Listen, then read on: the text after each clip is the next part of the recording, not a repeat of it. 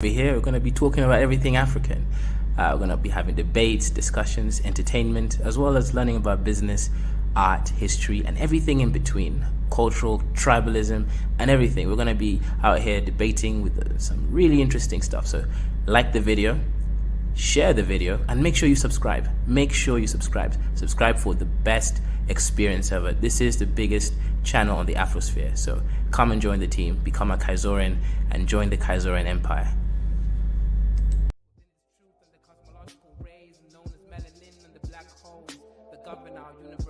Universally exist within myself, within this premise, and I exist within this bluebird in the sky. I'ma fly like the blue in the sky. I'ma fly like bird in the sky. I'ma fly like bluebird in the sky. I'ma fly like bluebird in the sky. I'ma fly like bluebird in the sky.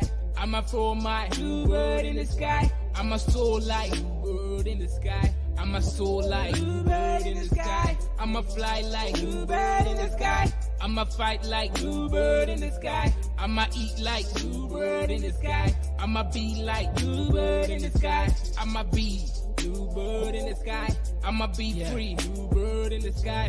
I'ma be free like bluebird in the sky. I'ma be like bluebird in the sky. Back again like the second coming. Strumming my vocal cords like the hummingbird in the sky. Y'all can't deny this. Real rap lyrics, it's like I ain't got no rhyming through the sky limit. What is skin tone, shade of color, but a parallel form of frequency like a ringtone on your phone. Melanin expression, tied up in the universe, feeling like God. Is this really us? Is it serious? Is it really wrong to be diverse? I'm a divergent, immerse myself like an ocean beneath this waves. Be a divergent, born to be different. Indigo child, wild like canary. Born to be a bluebird in the sky, flying high like a bluebird in the sky. I'ma fly high, bluebird in the sky. Yeah, bluebird in the sky. I'ma fly high, bluebird in the sky. I'ma be like bluebird in the sky. I'ma be like bluebird in the sky. Everybody scream bluebird in the sky. I'ma fly high, bluebird in the sky. I'ma be like bluebird in the sky. Yeah, bluebird in the sky. Everybody, bluebird in the sky. I'ma be like bluebird in the sky. I'ma be like born black, sweet like a berry. Flying high, high like a canary. Scary with my hoodie on. Hating on my vibe on the street that you'll be feeling my frequency of the song. But I know that I ain't never ever gonna be ever the same. But I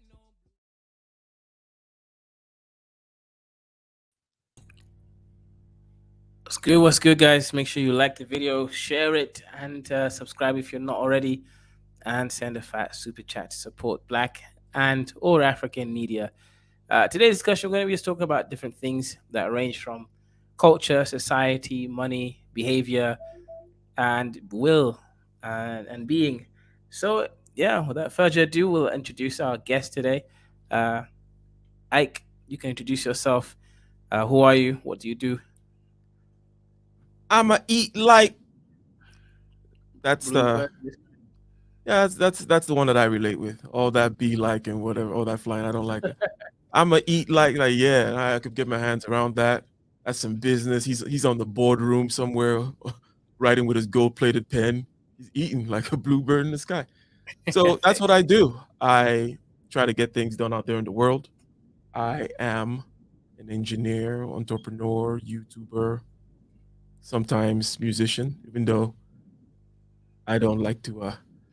Shout out to Dr. Thunder and the actual real musicians out there in the world and instrumentalists and whatnot. But I dabble in music a little bit, sort of like your dusty host here, Kaizo, also attempts to do. But other than eating like bluebird in the sky, the other part of that song is, I think you say sky limit, right? Mm-hmm. Okay. That's my other favorite line. I just find it very funny. Anyway, so yeah, that's me. Okay, it makes sense. So, recently, the West culture has definitely changed. I remember when I first went to the UK around 20 years ago. Everyone made fun of homosexuals, right? Everyone thought it was abhorrent, and I don't mean they were, hating on them necessarily, but there was no kumbaya when it came to them. But then within just 15 years, even less than that, I would say about 12 years, the whole thing changed. Somehow they were integral parts of society, and now they're a protected group and class of people. The way that you see the West changing things, going from 1970s, where even one of the heroes of Britain that actually helped them resolve some codings that could decrypt German um, mission statements, right? This guy was actually put into some kind of punishment because it turned out that he was a homosexual. Right? We're talking about Alan Turing as an example. So just in the 70s, the West itself had a pretty regressive culture when it regarding homosexuals and how they're being accepted into society.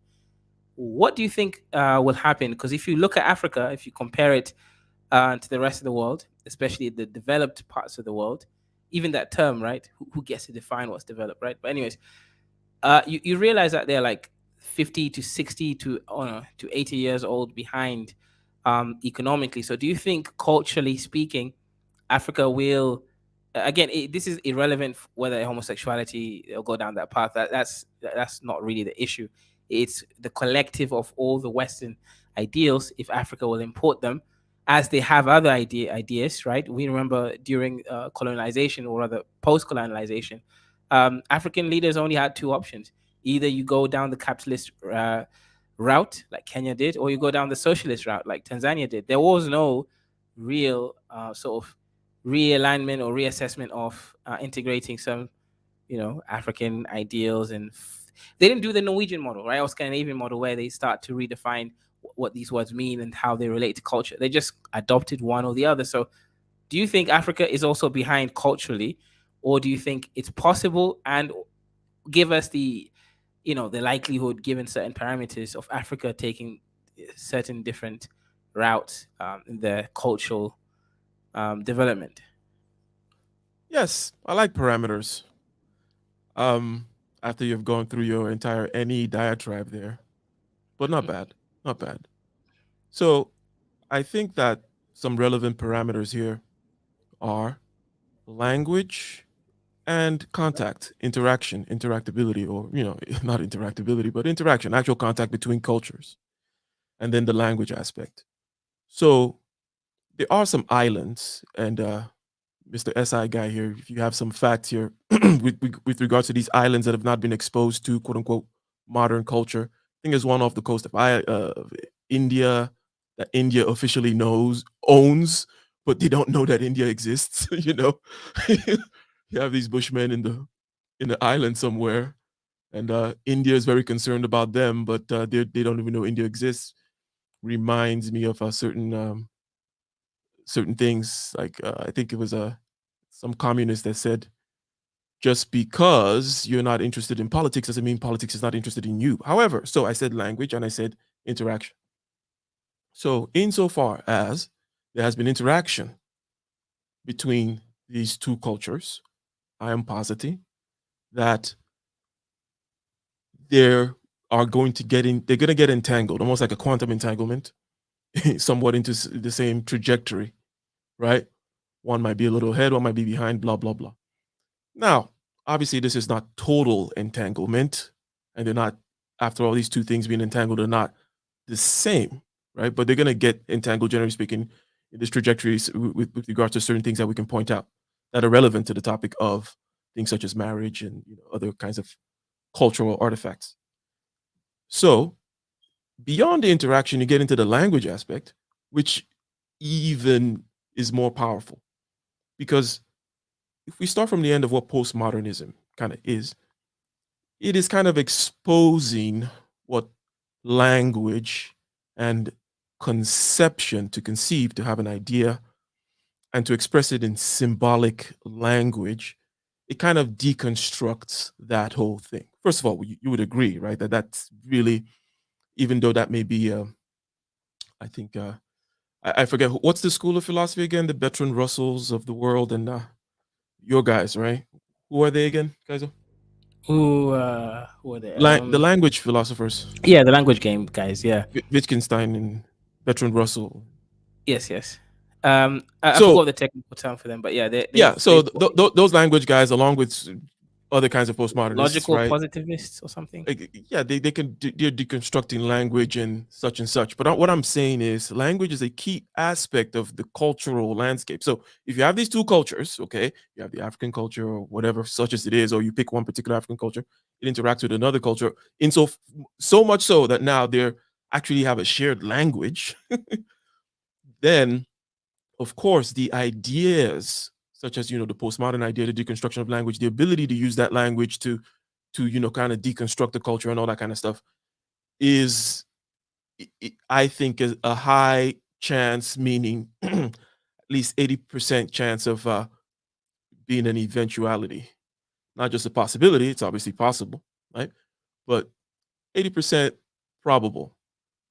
So I'm saying that yes, given these two parameters, which are interaction, you have to come in contact.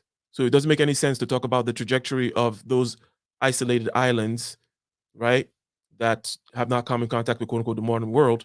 You're on a separate trajectory. When you come in contact and then you start sharing language, I think the game is up. Interesting, interesting. So you've actually given a parameter and an axiom, a marker of interactability. So language, I agree with you. I think language is a powerful one. So if we look at just basic sort of linguistic um, realities, some languages don't have words to express certain concepts, right? Now, some languages may have those words because people have become modern and they've just simply adopted languages from other cultures where they've interacted. For example, technology, there are no words for television. Well, it's not that there are no words, but initially there were no words for television in Kiswahili or in Japan. They'll just put an accent to the words in English or whichever language was introduced. Or it'd be like television or etc. Same thing with French and all these other languages. So vocabulary, I don't think I'm going to look too deep into the vocabulary part, but conceptual conceptual terms, right? They definitely are things that do actually influence culture, because these are things which are sort of known, felt, experienced without having to go in depth on using too many words, right? It's just it, right? The concept blue is not just a color. It's not just a word.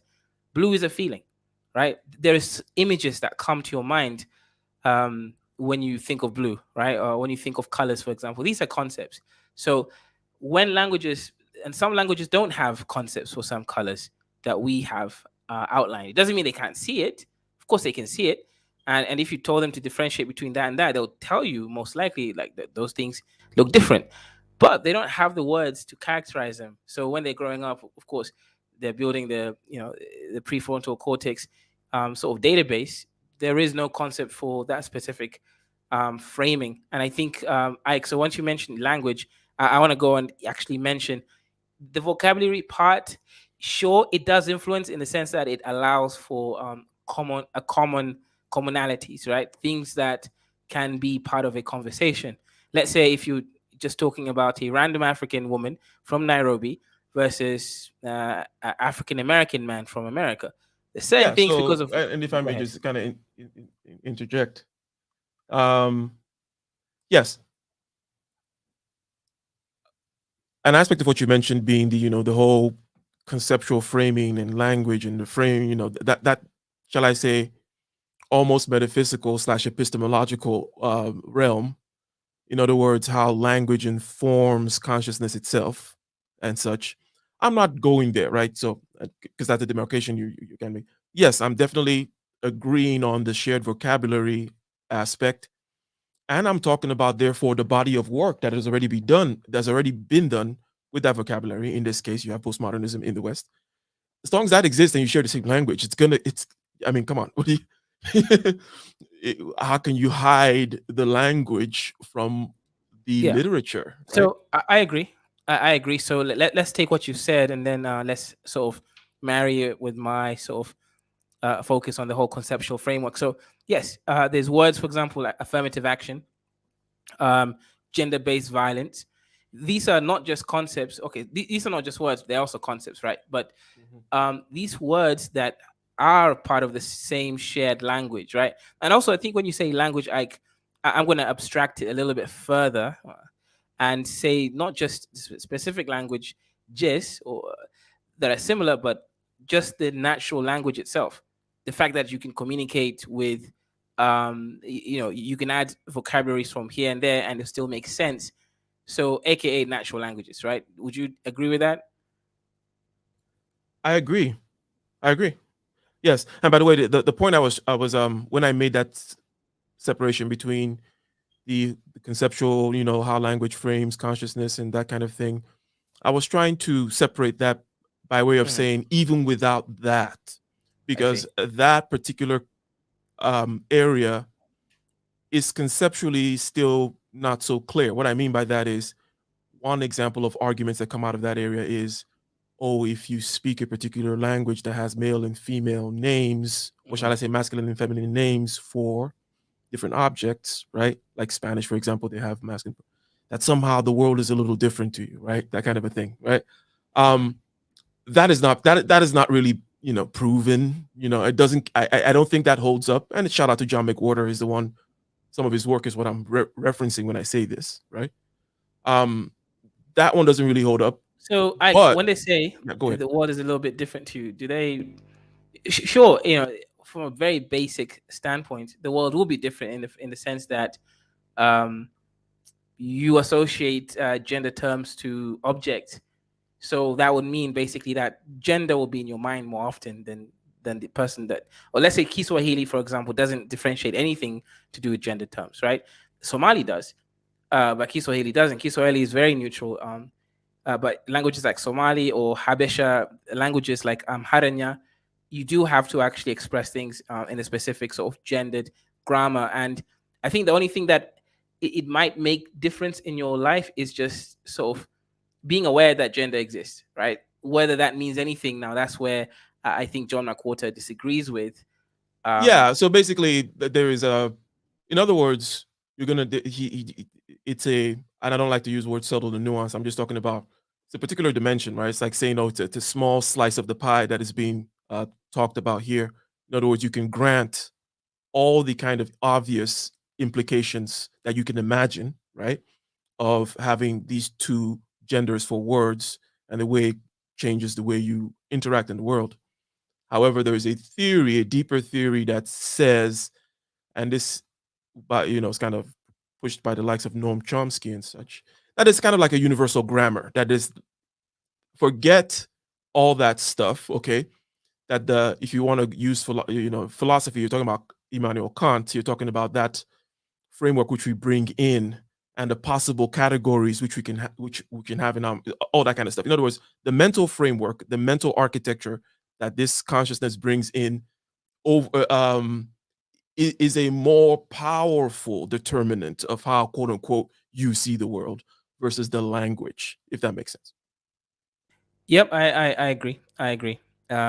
I think unless the language is very primitive, and of course, then there's other things going on if the Yeah, language because is again, primitive, right? there's a actual interaction because we're talking about language, but there's an actual interaction with the world, right? So other human beings and your environment. In other words, if you're that guy stuck in the island that we're talking about that has not interacted with the modern world, there's a whole lot more going on there other than his language, right?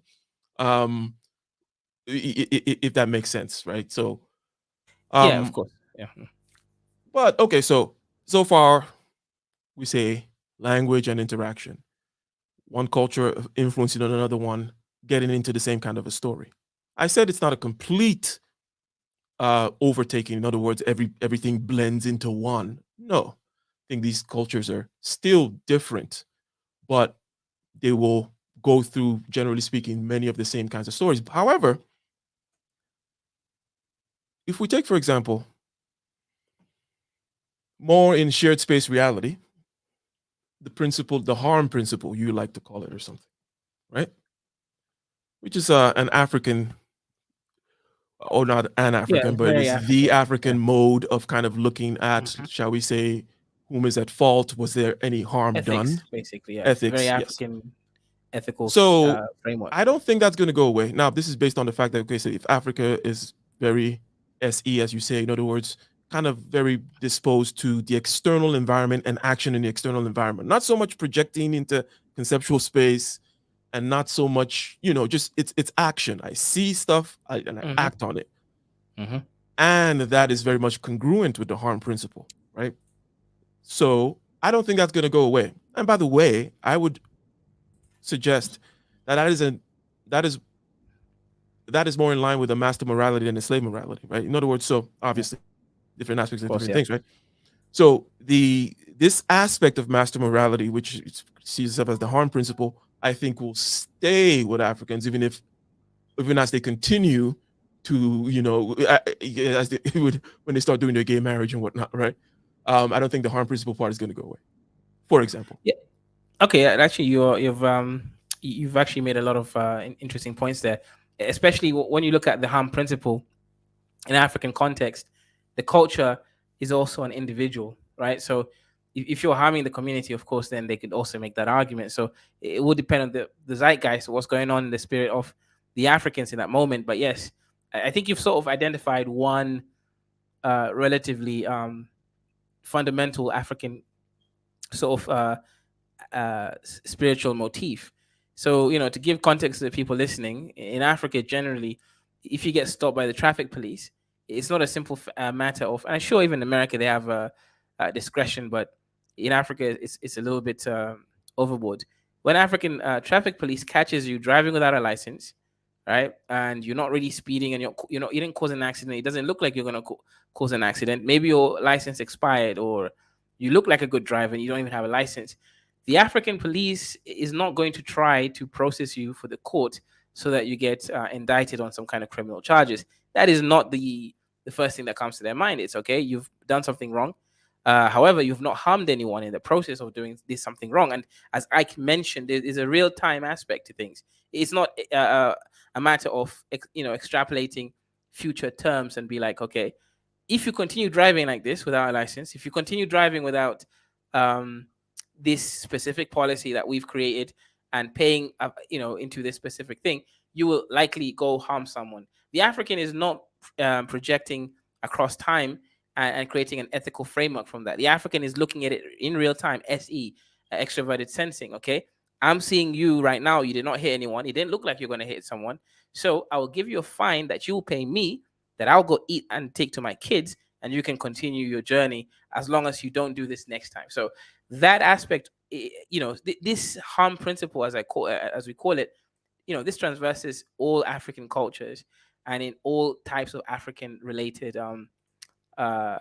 justice or wrong or right sort of junctions. So yes, I definitely agree with that, Ike. I think that was actually a really good spot. Harm principle is not going to go away. It might evolve, as you mentioned, because we've talked about how language, the moment you have language for things, ideas will start to seep from yeah, different angles. Yeah, so I agree. That is a rather fundamental point in African culture. Do you see any other axioms in African culture that you don't believe will necessarily? So okay, so you mentioned harm principle, but I also say the all S. You did more or less yeah, say yeah. it, but you So yeah, go basically, ahead. if we were to follow the thread or pull on the thread to use SE language of this statement, which was last made, in other words, relating cognitive functions to the types of things that will change and the types of things that won't change, right, is somewhat of a kind of a little this is the signpost on the door that we're going to enter to see if there's anything in there. So we're saying that things that are almost in the intuitive realm, things that, such as concepts and such, once there's language and interaction, you're going to fall into the conceptual and intuitive realm. You and the other culture are going to get on that journey, right? Together. But are we saying now that perhaps things are that on the sensory side of things and maybe even on the feeling side of things are not so if you get where I'm going. So what do you have to say about that? How can we assail that premise? Does it hold up um to continue? I mean, what are your thoughts? Yeah, I think you'll have to give more context to the premise so that I'm not mischaracterizing it. Yeah, so we're saying that okay, we had a couple of axioms there. We said there's language, and then interaction has to happen between these two cultures, We- and therefore the the body of work with regards to literature in this one language that this other culture has adopted is going to influence this culture. And insofar as language is also that which with which we both communicate and come to quote unquote understand the world, at least in shared space reality, and through the symbolic language and such, that whole space will be influenced once these two cultures interact, and they will then get on this same journey together. And in other words, the evolution of one culture can be used to project, extrapolate the evolution of the other culture. But then we give an example of something which was more on the SE frame, which is the extroverted feeling frame, which is about Africans and their harm principle. And we said that this will not be, this is more likely to stay. I'm saying that if there could be a generalization based on these observations which we just made, is that A, perhaps there are parts of the cognitive functions, right? All right, I Intuition, see. sensing, thinking, that are more on the side of language. So I basically said Yeah. intuition side of things, right? They're gonna spiritually colonize you once they have you have your language, but I don't think that perhaps they can colonize you from an SE or maybe even an FI perspective. I'm saying, what are your thoughts regarding this premise? Okay, I see. Yeah, that's interesting. So I'll see if I can begin to unpack it and take a certain direction. So when it comes to feeling, especially extroverted feeling, the whole community approach to things, Africa still believes in the village raises the child, etc. I think things like that will still exist even after modernization, right? In Nairobi, for example, even today, right? When I go and ask people bluntly, hey, do you know which direction it is? Even though I say thank you and I appreciate them a lot, they always stop me and say, hey, you're not supposed to just come up directly to someone. You're supposed to greet them, spend like 1 or 2 minutes, um, on unnecessary banter, what I feel is unnecessary, before you actually engage in business. So face logic, like for example, I don't think that's going to go away from Africans because Africans require that extroverted feeling, knowing you, seeing your face. How does it look like? Do you look like someone that's trustworthy? Meeting your kids, right?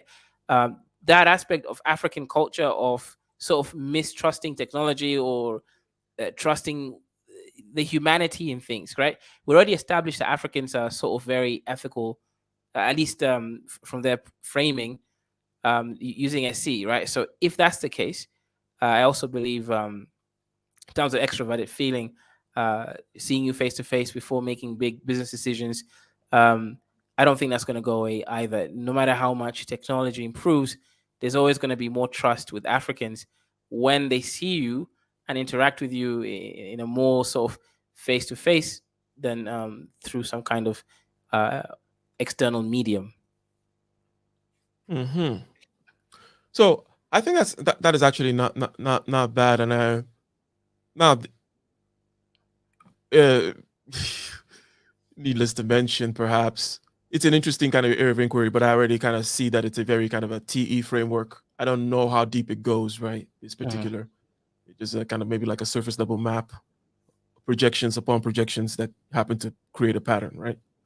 Right. Um, so, but having said that, the postmodernism itself, are you a fan? I know you like Jacques Derrida and all that kind of stuff. Um, are you See, a fan of that? okay, so And why? okay, so postmodernism is the truth, right? There's no other truth apart from postmodernism, right? The reason why is because usually culture was created. Okay, who cares who created culture, right? It's probably shamans who had some interesting ideas that were heuristically useful, and people adopted them and created some crazy dogmatism behind it. So I would like to say this, right? Postmodernists are logically correct, right? They're the most logical people when it comes to culture. They'll make statements like culture is relative. When you're young, especially young, and by young I mean intellectually, not just Well, hold on Uh, one second. go ahead. First of all, yes, I agree. Um, but I want to Yeah, I maybe know what you're really asking, but no. Well, yeah, and please answer the question that I'm not interrupting your answer, right? to mhm. I'm just saying I'm trying to emphasize something about the postmodernism and its true stuff, See, right?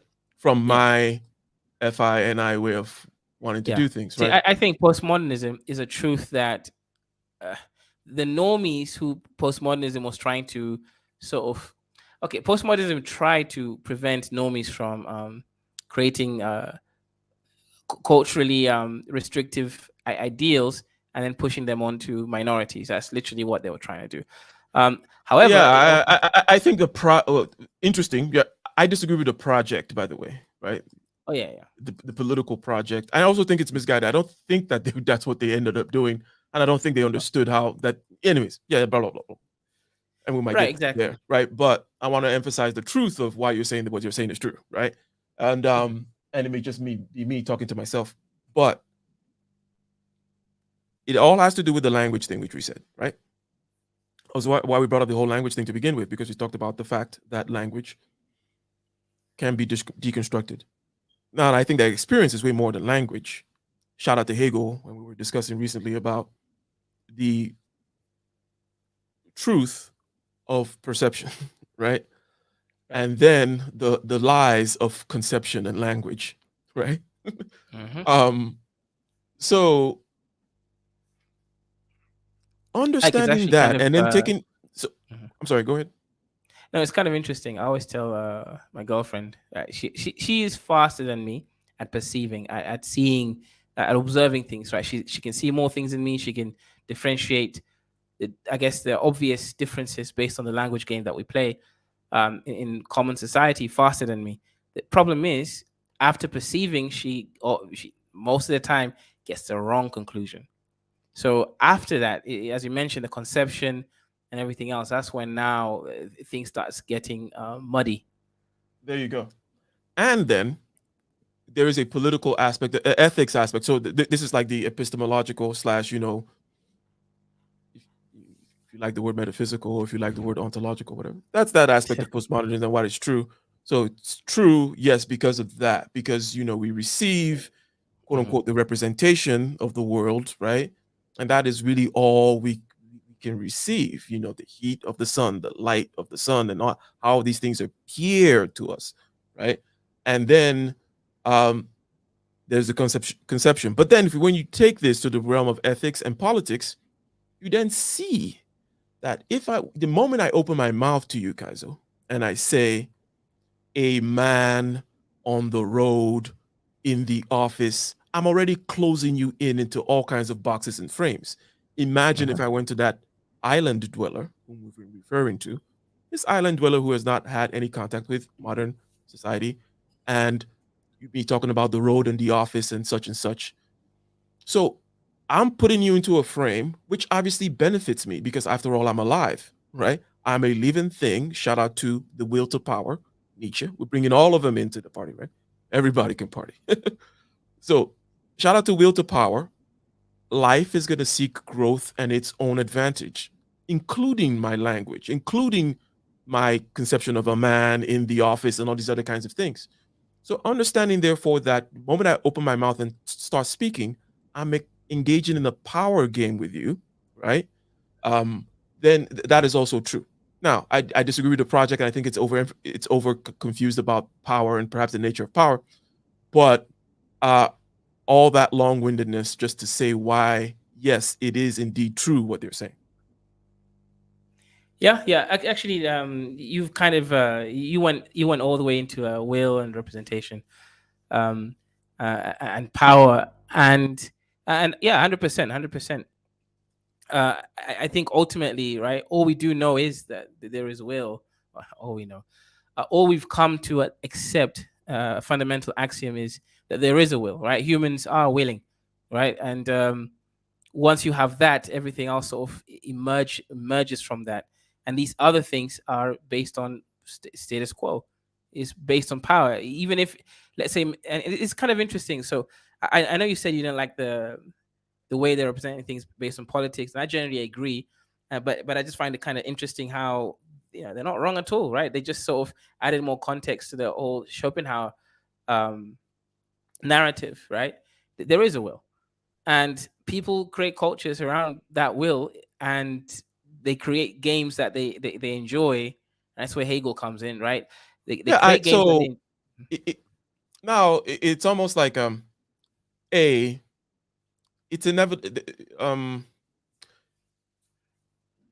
The way they presented this postmodern truth is an artifact of the culture out of which it came, the West, let's say, Mhm. because this same postmodern truth is completely very well articulated by our man Buddha, right?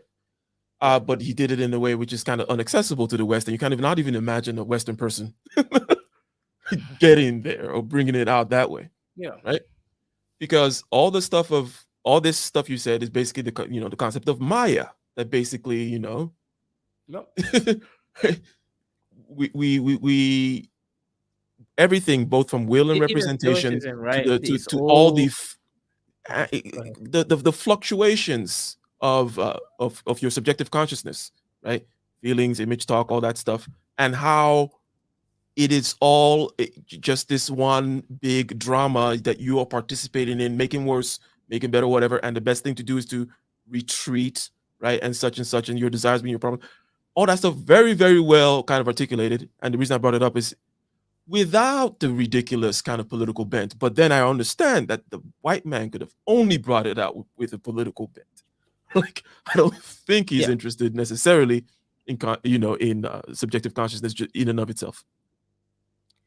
Yeah, yeah, that's true. That's true. And also, I just want to get back to the point that you made earlier about whether the languages we speak are the fundamentally controlling our worldview or something else is going. So, even in that, as you can see right here, this is where Derrida will kind of start saying things like, "Well, some people look at the effects of the environment that these people are in, and then they dub it as if it's the language that caused those effects." So I guess what I'm trying to say here, even by framing, and when you start conceiving ideas, that's when you start going off and you start to perhaps even confuse yourself with which came first. For example, is it the pygmies' lack of linguistic complexities that make them think the way they are, or maybe it's just because they live in a forest with no other interactions? Meaning, if Europeans learn a pygmy language, well, but lived in a European society. And I think that's how you can kind of resolve these things. If you take a European Yeah. child, you give them a primitive language, but you let them grow up in a society, then their worldview will not be like the primitive person. It will be more like the modern person. Yeah, I mean, So. it's like, the things that have quote unquote gross consequences, right? Large scale, very visible and understandable to all within shared space reality consequences, right? It is that basic thing of the life and death of the individual in the species, right? you know, and in other words, everything has a consequence. The way you think, the way you move, blah blah blah, that stuff, all deep to within the insides of the species, right? All the different cells, and do you mainly eat starch or do you mainly eat vegetables? This all that stuff, all that is all well and good, but the external environment and your ability to interact with it, which is the one that has the grossest consequence of you just either dying or living, is obviously the one that's going to be the most consequential, right? When it comes to how Mhm. this person, quote unquote, turns out to be. Yes. So, um, obviously, back to the power thing, we do like, since after all we are life, and shout out to Nietzsche again, because he also noticed that this postmodern point of the political stuff, right? That we will look at the pygmy and then do uh, polemical psychology upon them. We will judge the way they are based on how they think, and we would because that's kind of one of the things that we worship, one of the idols, which is Mhm. the quote unquote the intellect, if you will, right?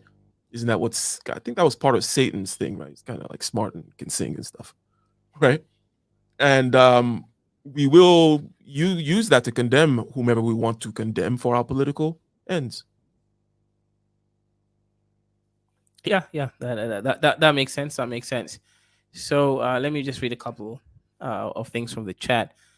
Chiku says, if language really determined our thoughts, then some concepts would only be comprehensible in the language in which the first we were first thought. They were first thought. Yeah, I think that is Yeah. just I think it's just a fantasy that these people like to Yeah, no. project. Again, I don't think there's much. It doesn't have much credit, ultimately. But Yeah, to the point of, okay, you can so to it's like have an people, African government, right?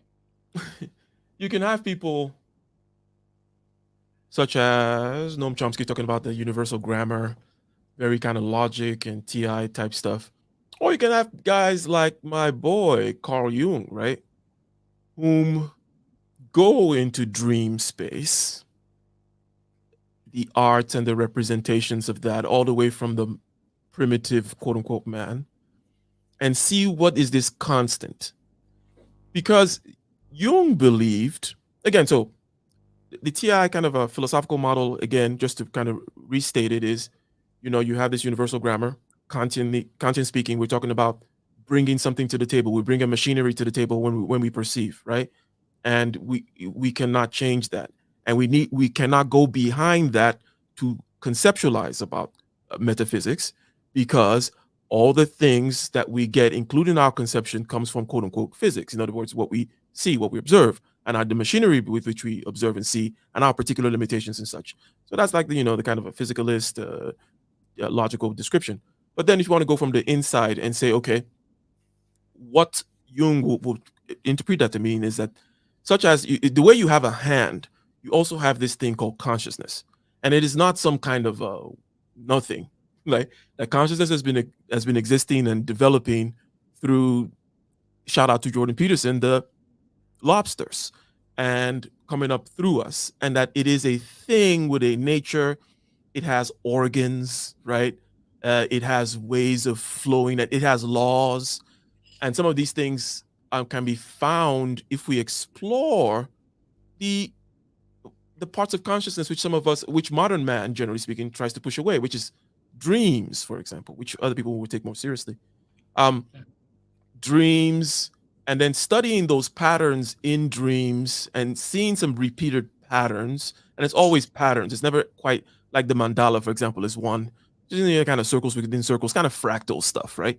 Hmm. And constantly seeing these types of things is a way of, now it's much more woo than that, which makes it much more exciting. In other words, trying to connect between that and build back up, right?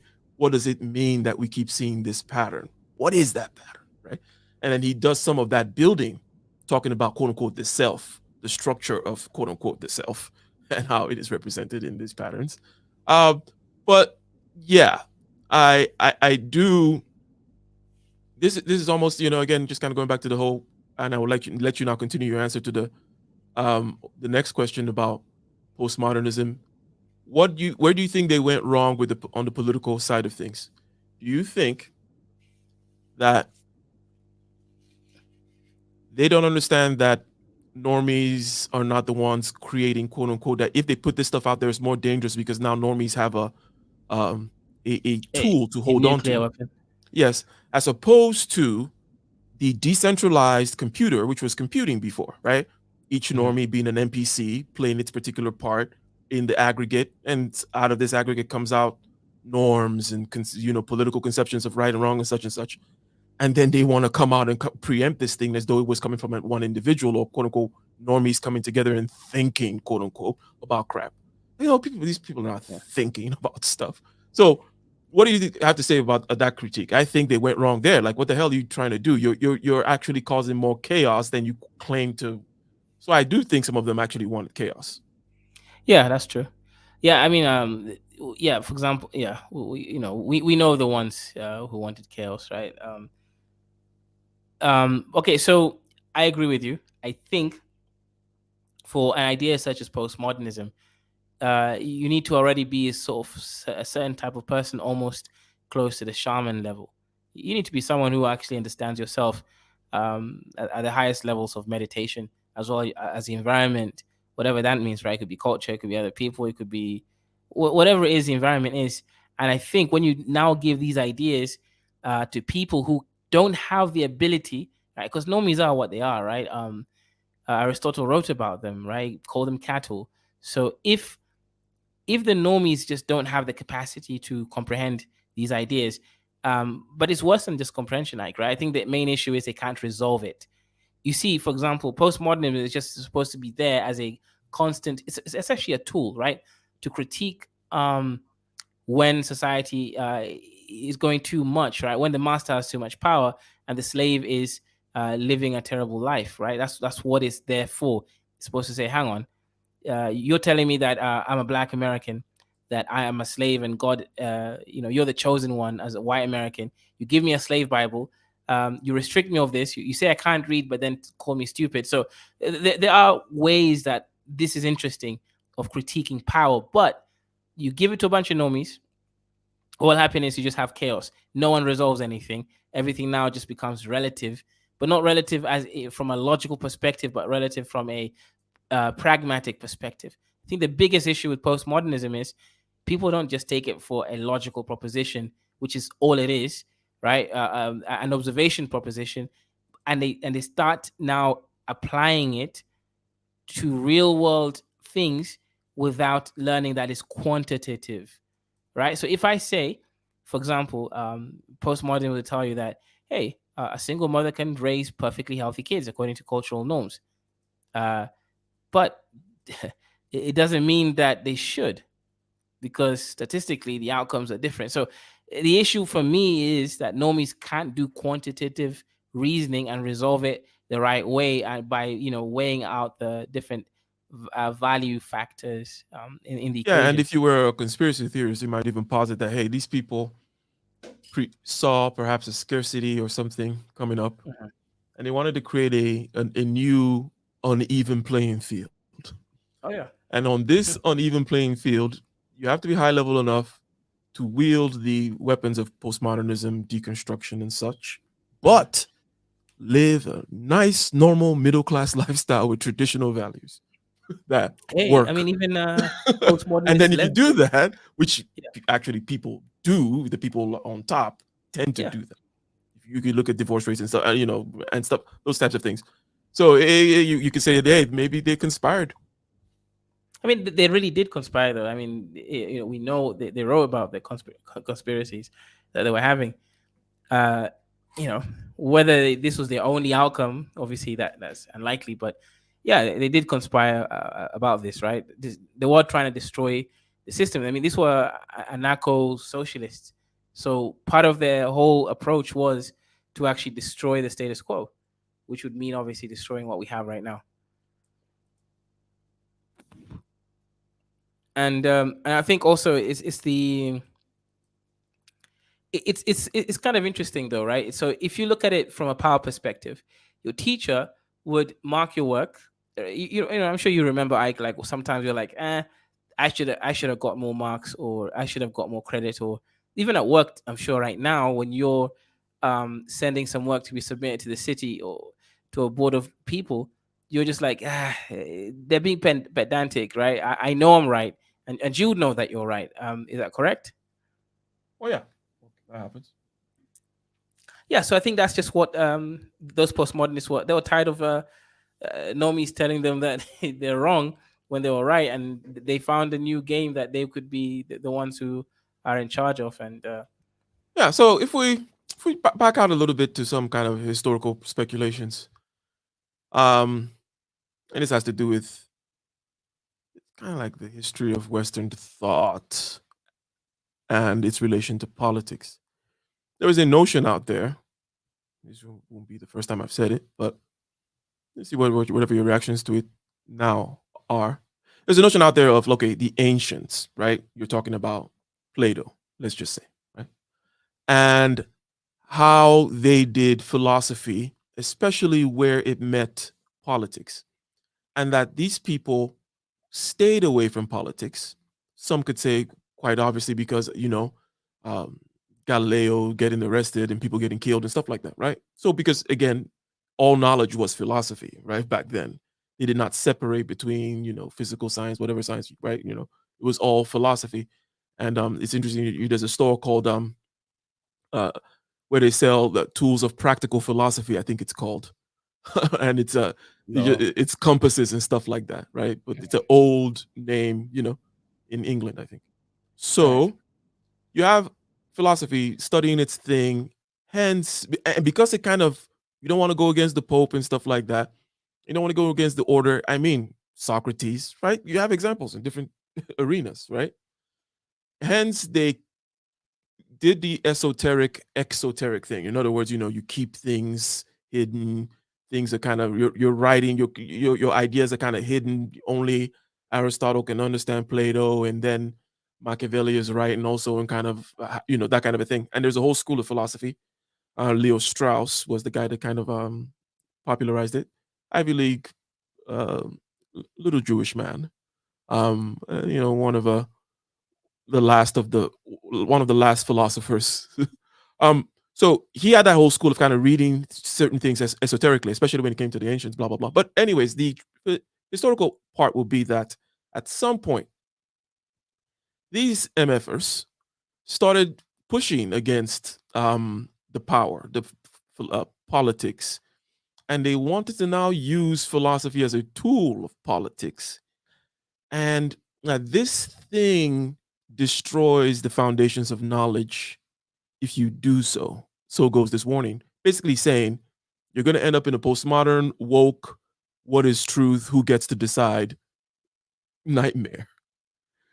What are your thoughts about that thing? It's kind of a documented, they make a nice solid argument about it. Obviously, they go through from the continental philosophers, this, the whole trajectory of how this philosopher started pushing against power, and part of the Yeah, the I whole think. Enlightenment project too, right? All that Yeah. stuff.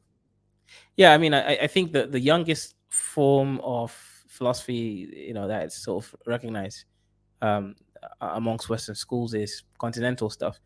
And a lot of the people doing the continental stuff, these are sort of people that had political intrigue. And of course, it is just about power. It is, again, they're fighting power, whatever it is, by creating their own sort of power bases.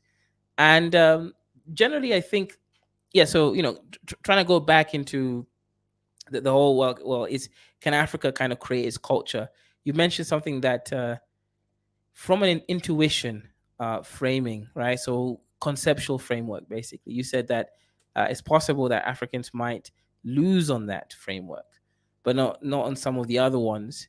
Um, Obviously, if that's the case, do you think that, of course, now because of the lack of, let's say, conceptualizations by Africans themselves? So I guess what I'm saying is this is heavily linked to the fact that Africans didn't and haven't added much to philosophy of ideas. Africans are still feeling things. Africans are still seeing things, reacting to things, but they're not sitting down, creating complex ideas, and then other people adopting it. Africans are sort of just being. So Africans are an interesting sort of more raw diamonds closer to the wheel, right? That's what I'm seeing, in comparison, obviously, over there. Yeah, and that it makes sense. Then it could be said, well, yeah, obviously, and I think we are partial for whatever reason. Obviously, we are Western people as well, so I think we are partial to this kind of mental thing. Now, the postmodernists would then argue, and before you go ahead and say, well, it's the West, it's the mental thing that makes us powerful, right? Maybe not so much. Maybe not necessarily. It doesn't. I don't think. Let me not complicate the waters too much. But the East, right, dominates the West in subjective consciousness space. They've completely colonized the minds of the West. The West tries to find itself in the East, desperately so, as you know. Yeah, that's a good point. Even in terms of like mainstream culture, I'm using a very simple sensory thing here, right? All these women are going to Bali to do what? Be colonized by Eastern culture, right? All this minimalism, right? This is Eastern culture. So at the highest levels of, let's say, Western spiritual techniques, it is Eastern, right? That's I like that. I think Westerners have mostly colonized the practical things. And I don't mean the discipline, because the East have a lot of discipline, but the West have some kind of um, exponential sort of interaction with pragmatism that the East might not necessarily have. When it comes to pragmatism, I believe the East is more incremental. Again, we're analyzing, very sort of abstract things on top of abstract things, right? Talk about building sandcastles on the cloud, but everything here is kind of contextual. Well, yeah, I mean,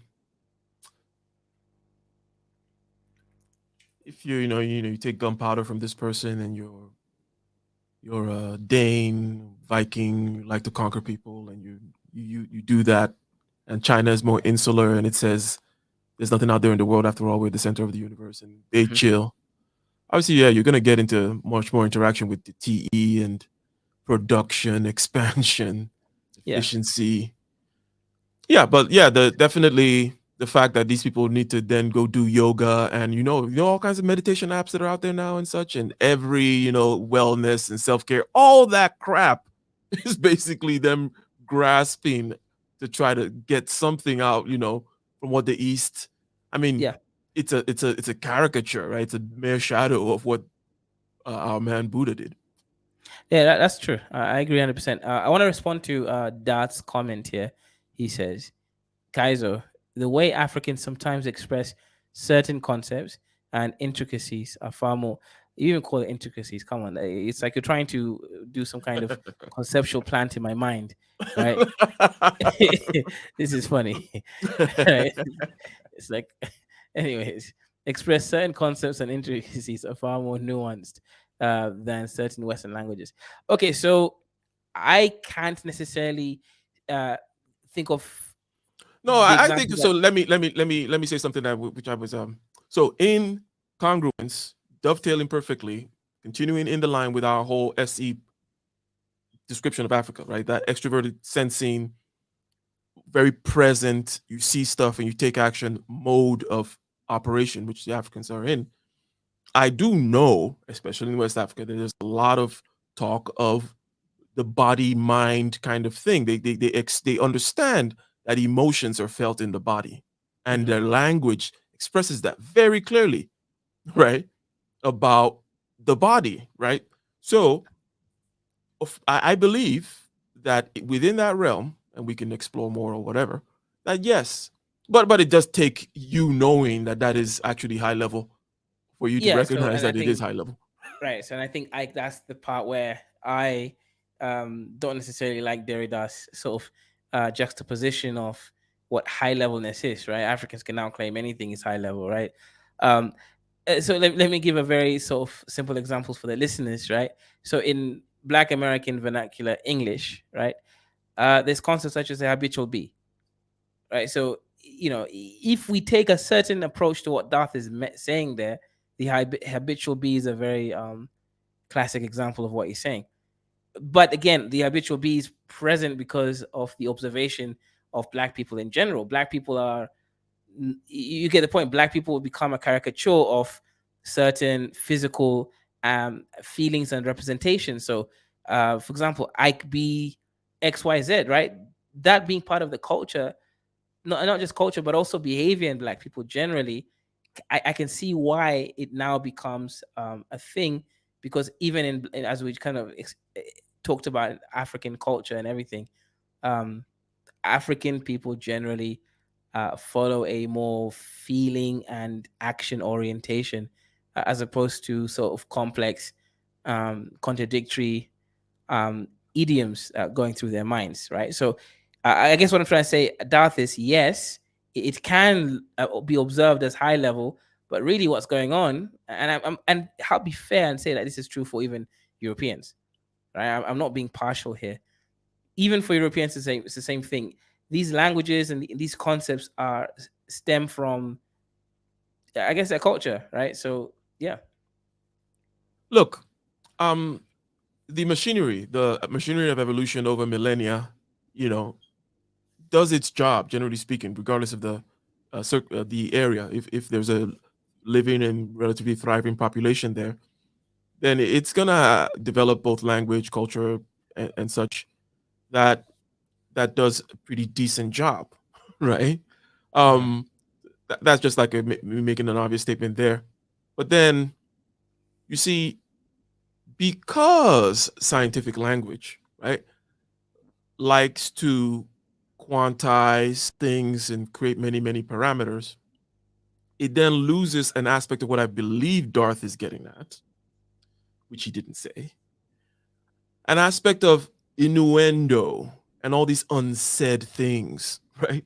Which certain languages have, but it's not really in the language, it's in the whole culture. You know what I mean? Mhm. Yeah. So when one man talks about Yoruba language being subtle and kind of moves it innuendo, no, it's the whole Yoruba culture. The language didn't, it's the understanding, it's in the eye and in the movement and in the whole social context. That's Yeah. where that understanding takes place. So, just to say that. Scientific Okay. language Yeah. obviously loses that because it becomes dry and Yeah. parameterized and quantized.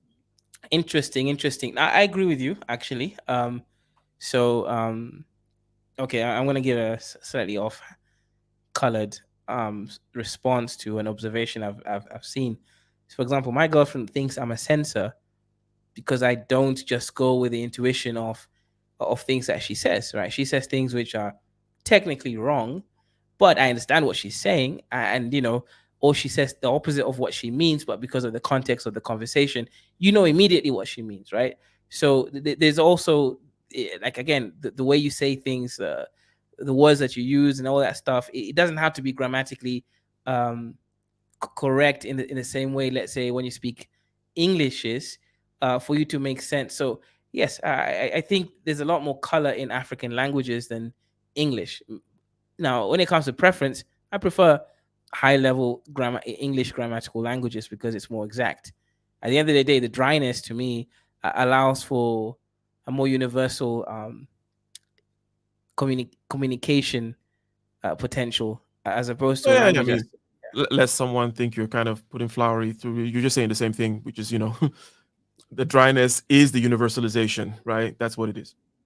Mhm. Yeah, yeah, exactly. One man says, "Ban to ban whoever stole the last cookie from the jar too." Uh-oh. Oh, what do you mean by cookie?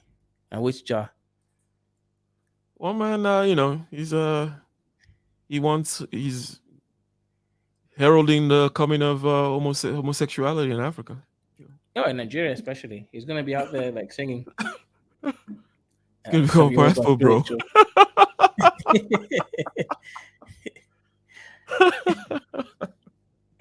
Yeah, I mean, Yorubas were the first to embrace Islam from the south, so I guess these are the pioneers in Nigeria. Because it came from the south. Yep. Yep, yep, yep. Yep. They're gonna give up the South Pole again. 100%. 100%. Dart says, it is our here boot climb for Africans. Do not underestimate. Hey, that's the same comment already, right? Especially the Yoruba language. They can describe and impact things with very little to say. Okay. Yeah, and then he said innuendo because I knew what he was thinking. Yeah. No, don't Okay. don't don't be doubting my intuition. Sir. In your endo, haha. Wow. It's the Southerners, man. Africans are very witty. Yeah, but you see, you guys, you can't generalize Africans, right? Yoruba is a very specific, very high IQ culture. You can't compare that to a pygmy culture and be like, oh, okay, Africans, right? Or you I mean, can't the compare pygmies that. get pygmies get all they're like the pinata. Everybody gets a whack on them. Like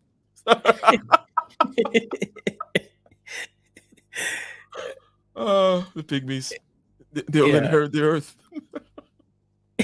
because yeah. Dad says English is technical formal language. Well, it's a technical formal language. But anyways, English is a technical formal language. It has being. Oh my God, that, I think you need to learn how to write in English before you start writing. But I'll read it out, and I'll correct the inaccuracies over here. English is a technical formal language. It has being it has been evolving to serve, or it rather has evolved to serve the role of administration.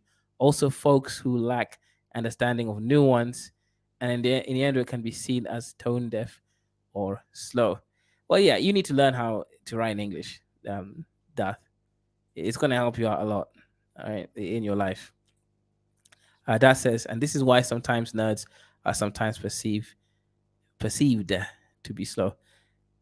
Um, I don't think nerds are ever perceived to be slow. I think you're talking about like retards, like who actually have like autism or something. You're speaking about a very specific branch of what you consider as a nerd.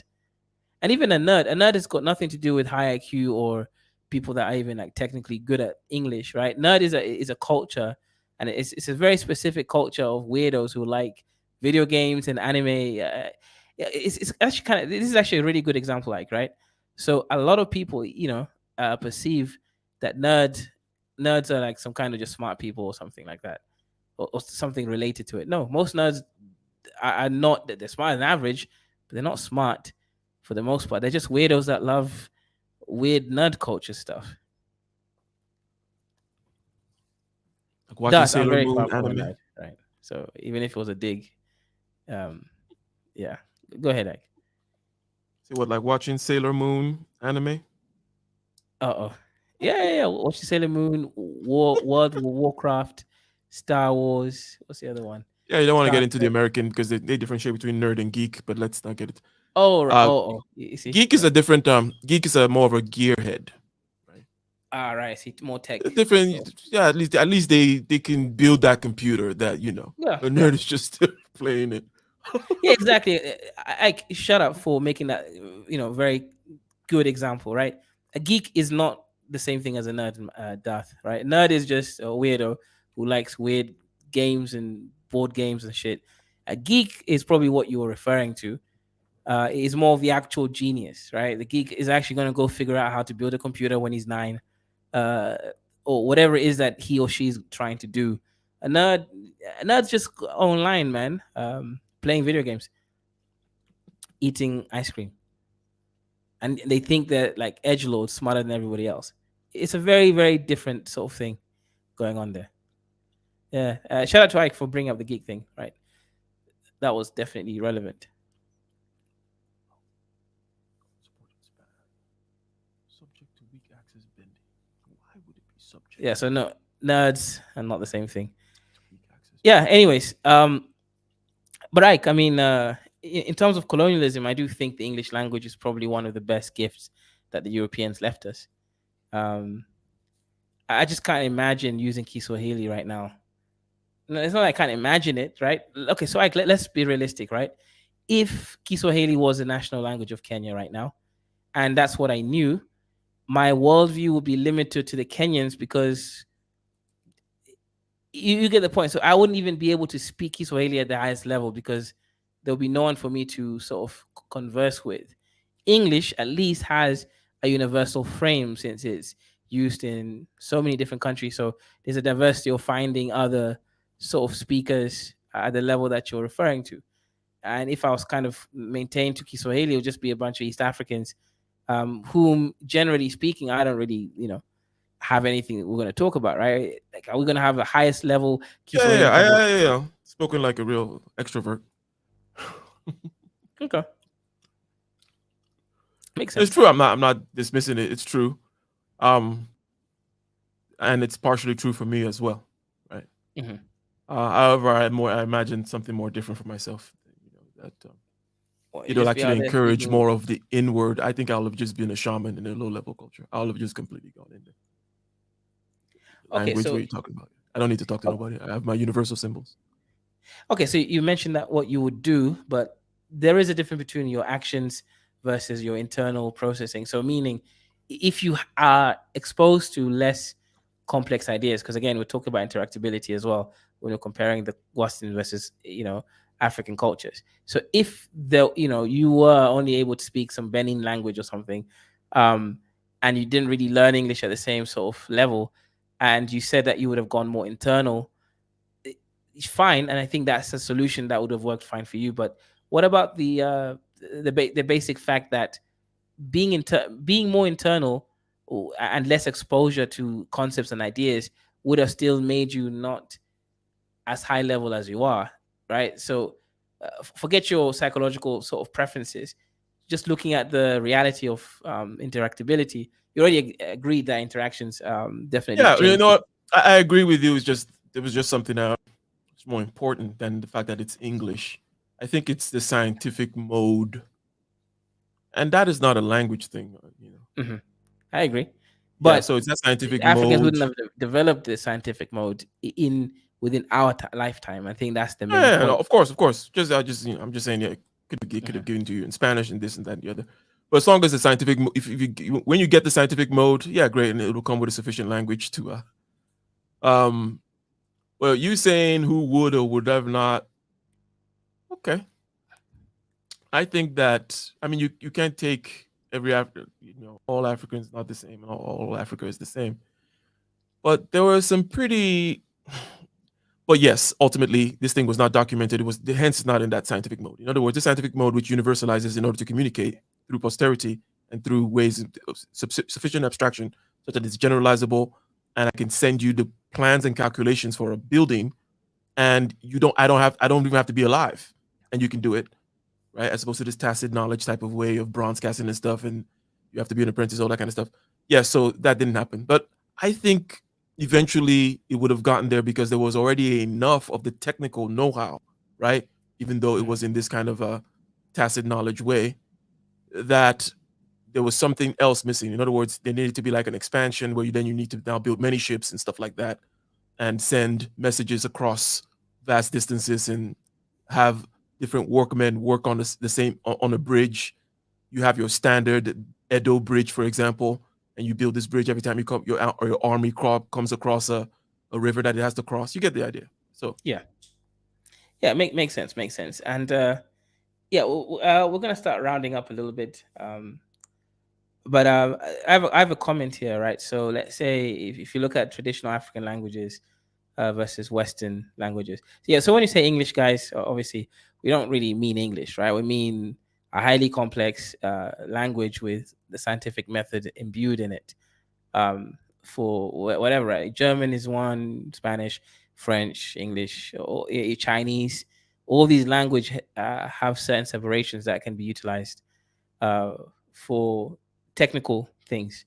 Um, they have enough arithmetic in them that they can act loosely as mathematical languages, or albeit bad ones. But anyways, um, I see. You yeah, and see, another thing is we can also observe the shall I say pre-technical versions of these languages in a certain way, but Mhm, even though they're translations, right? Like in other words, if you read the language of the Old Testament, right, it's not mhm. a scientific language. Oh yeah, Um, so you can kind of see, okay, that this language could be there, but it's talking in a very different kind of idioms, a different kind of conceptual frameworks and stuff like that. And by the way, which when you transition into scientific language, that loss which occurs, which Darth described. Shout out to Darth. I know you loathe him getting any recognition whatsoever on your channel, but shout out to Darth.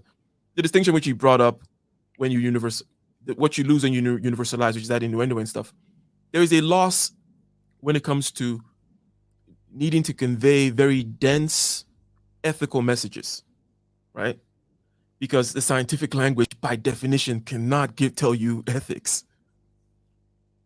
It just it's not that's not what it's for, right? yeah, that's true. So the famous example that I always use and whatnot, but yeah. I'm not going to say it again, but Orwell had a lot to say about that stuff. Just looking at old language versus new language, and everybody trying to technical, and then obviously there's an incentive to continue to make your language sound more technical because it somehow makes you more smart and whatever, more philosophical or more whatever, right? So it just Yeah, kind of there was a crazy proliferation of this BS that happened, and we actually lost a lot of things. I mean, you have the story of Norse. Anyways, whatever. It's just, Yeah, yeah, that's true. you recapture in scientific language some old, very well known wisdom, and you display it as some kind of new thing. Yeah, yeah, that's a good point. Zango says, Kaiser, while you could be right, I think the language could be developed in light of the contemporary time, including translating books from other cultures like English. Yeah, I mean, Zongo, you're 100% right. I think that's what we were speaking about in the beginning of the conversation. Now that we are where we are, African languages can be developed. I mean, Kiswahili, for example, when I was mentioning about Kiswahili, can you have it conversations in high level Kiswahili? The language has already developed that well. Kenyans just don't know it. But if you go to the coast of Kenya, where it's more like Swahili people, or you go to Tanzania, where they actually teach um, they teach languages, right, in Kiswahili. They teach sciences and math in Kiswahili. So over there, they already have sort of developed the concepts, the words, the vocabulary uh, in the same sort of similar level to English. So Kiswahili people can actually very much divide um, certain concepts as arithmetic sort of concepts really well, just like they can in English. But if you come to a Kenyan, now when I say Kenyan, I mean non-coastal Kenyan. A non-coastal Kenyan can't do it. I've spoken to them. I actually understand Kiswahili better than they do. Now they are more fluent in it, right? They sort of have the nuances, fine. But when it comes to linguistics, the language, I understand it far more than they do. So they can't actually speak Kiswahili at the highest level, and they can't speak English at the highest level. So it's almost like they've developed this Creole language where, I think you've seen this, Ike, right? Kenyans can't speak fluent English or Kiswahili. They always have to mix the languages. So, but to them, of course, the mix is intuitive, right? Certain words, kind of fit in with both languages. Yep, yep. So, what did we conclude? We didn't not obviously we didn't conclude anything. I want to say something else in terms of Mm-hmm. language and interaction. Mm-hmm. And we've posited that if two cultures interact, in other words, if you have this island where they don't come in contact with the white man, then you don't have to worry about whether they're on a trajectory to postmodernism or whatever. But when you come in contact, there's going to be that cultural exchange. And then when you also add the language aspect, then the works of the language, the philosophy of the language, and all that stuff is going to infiltrate. And then also the capacities of that language to deconstruct itself, which is basically what postmodernism is, and hence that'll be followed as well. However, there's certain aspects such as the feeling aspects of the African, the sensing aspects of the African, which are not going to be impacted by this language spiritual colonization, right? Language spiritual colonization has happened to the African the same way the East, I suggest, has colonized the spirituality and the mind of the West. So these things will happen. We say that we will retain as a result some of our master morality traits, such as the harm principle, right? Which I prefer. It's a little bit more nice and barbaric, as master morality tends to be. Right. And then and then we went on a BS train, generally speaking, about this idea of the conceptual aspects of language, and went into the Carl Jungs and all that kind of stuff, and blah blah blah.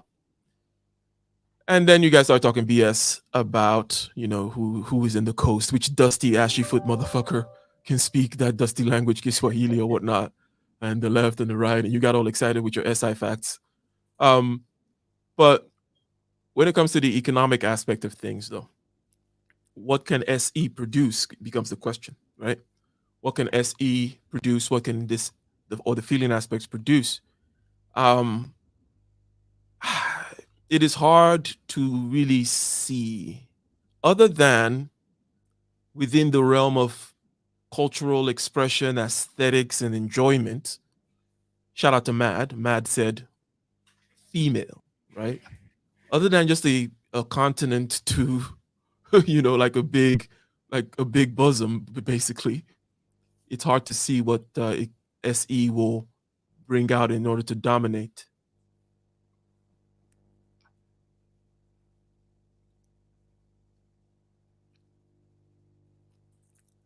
Yep, yep. Uh, Truth says we need a modern new language, the use of our knowledge to create the most effective and soulful language. Okay. Crimson Darth says using colonial languages, okay, as the official languages, hold the development of our languages. Um, you made one mistake there. You said languages there after official, right? It should have been just language, and I'm ignoring the TEH. But well done, Darth. It seems like you are improving in English. Um, but no, no, no, no, Darth, that is incorrect. And the reason I say that is because there are so many different languages with so many diverse sets of speakers. Um, you could not create a nation state unless you, well, you could not create a well functioning nation state unless you have some form of communication pathway that's easy. Right? You can be bilingual, trilingual, sure, but this is obviously okay. What you're saying is true, but not true in the way that you think is true. I'm not going to unpack that. uh Darth says Ike perhaps dominate. And also, guys, the super chat button works. Support Black and African media so that we can have more guests like Ike giving his time and energy to us to teach the Dusties about philosophy. So Darth says Ike perhaps dominate as an individual. The SE side might be useful. Oh yeah, you know what? I will not. To be honest, okay. Let me then state. I don't know what it is like, and it is perhaps foolish to imagine what it was like if I were a European, right? But I wouldn't. I don't think I want to. I would. I think. I think I have an advantage as an individual in the particular station that I'm in. But go ahead. Okay. Makes sense. Makes sense. So the SE. So we can kind of get before we close it down. And also, guys, if you do want to ask some questions, you can just call through. It's not an open discussion, so no, but you can ask questions if you want, or you can super chat the questions, whichever one you want. So I perhaps dominate as an individual. The SE might be useful. So, Darth, what you're saying there is kind of interesting. Generally, it depends on the environment. It depends on the context, right? And it also depends on your other sort of cognitive functions, how well you are at aligning with the other. Yeah, just take for example the fact which you've already mentioned, which I would say you have said exactly what Darth just said. You said that my training in Africa, ... right? Mm-hmm. So, there.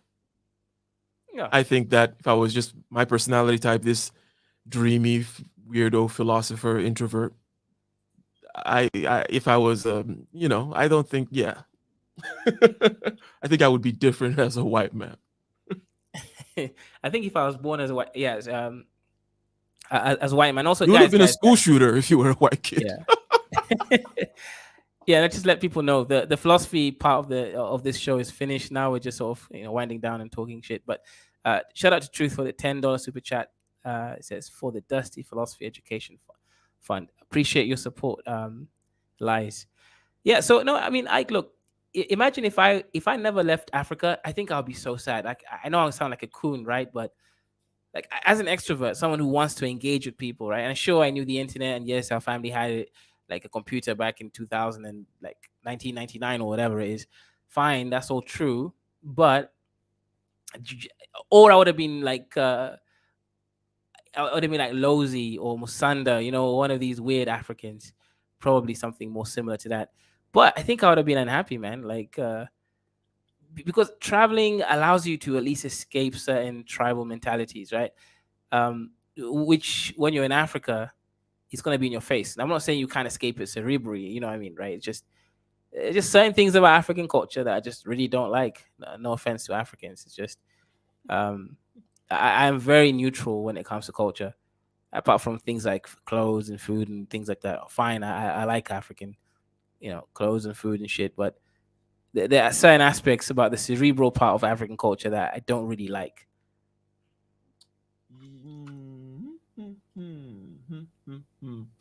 Wait, I think makes sense. Yeah.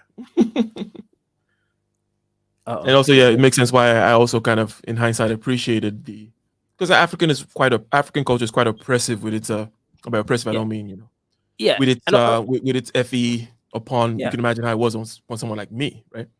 Yup. but I actually like that. Yeah. So In hindsight, right, it developed all kinds of things. true. The fact that these dusties kept Yeah. on imposing themselves upon you every time. True. Yeah. You actually make a good point. Truth. I want to make a correction. In my speech, perhaps I was misunderstood. When I say I like Western culture more than African, I'm actually being very precise about the things I like about Western culture. I don't like Western culture more than Africa. That's why I'm in Kenya right now. I like traveling around the world if able to meet different whatever it's just to experience shit differently. So no, I misspoke when I said I like Western culture more than Africa. I like specific aspects of Western culture more than African culture, and one of them is the cerebral aspect, right? Um, I prefer talking to people in the highest level conversations, but I like African women. I like African food. I like the fact that there's no incels in Africa. Think all There are the many highest things I level like. people you talk to are actually African. Uh oh.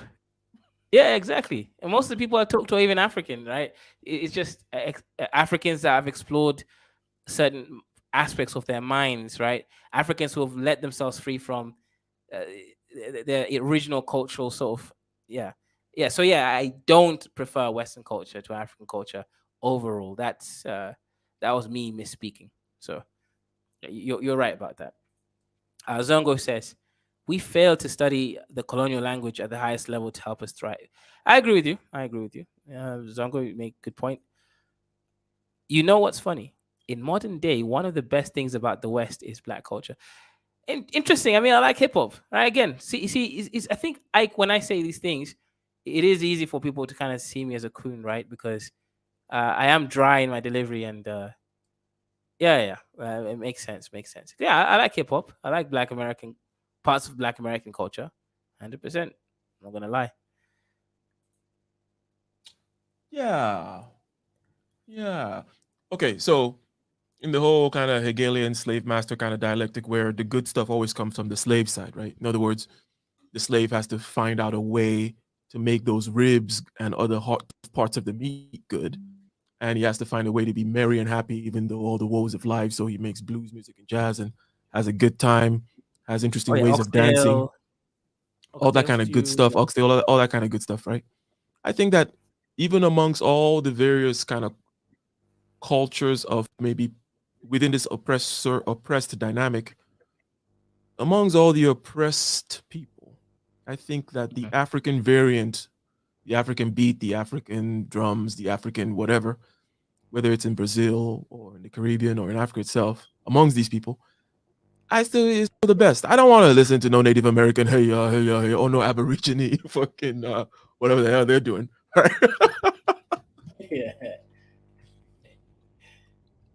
that's actually a good point.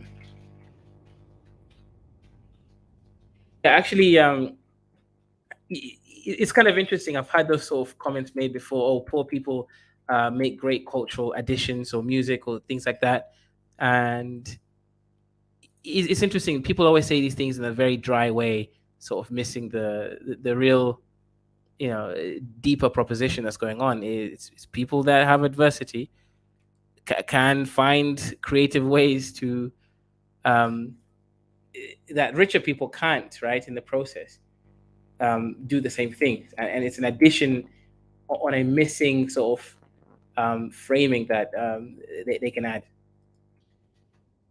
Yeah, so it makes perfect sense to me. Um, oh yeah, the incels of Africa video.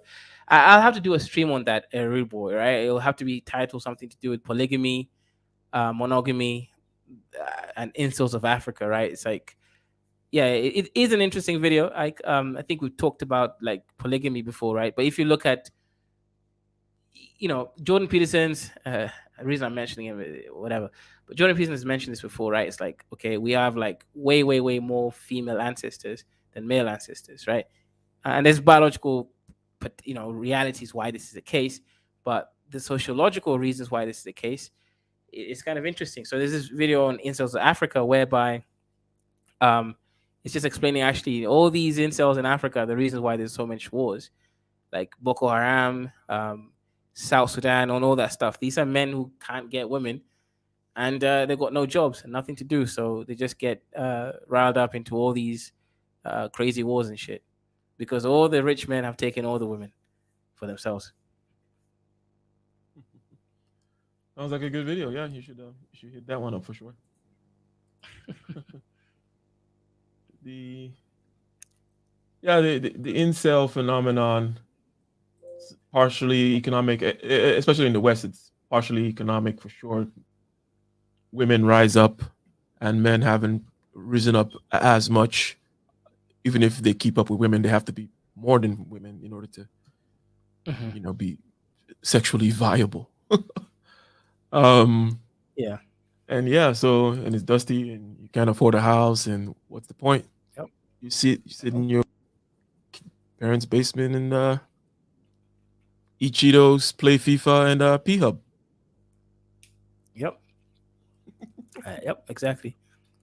100%. Yep. Truth says poor people are more free to experiment, less concerned with peer pressure, and have more at stake socially.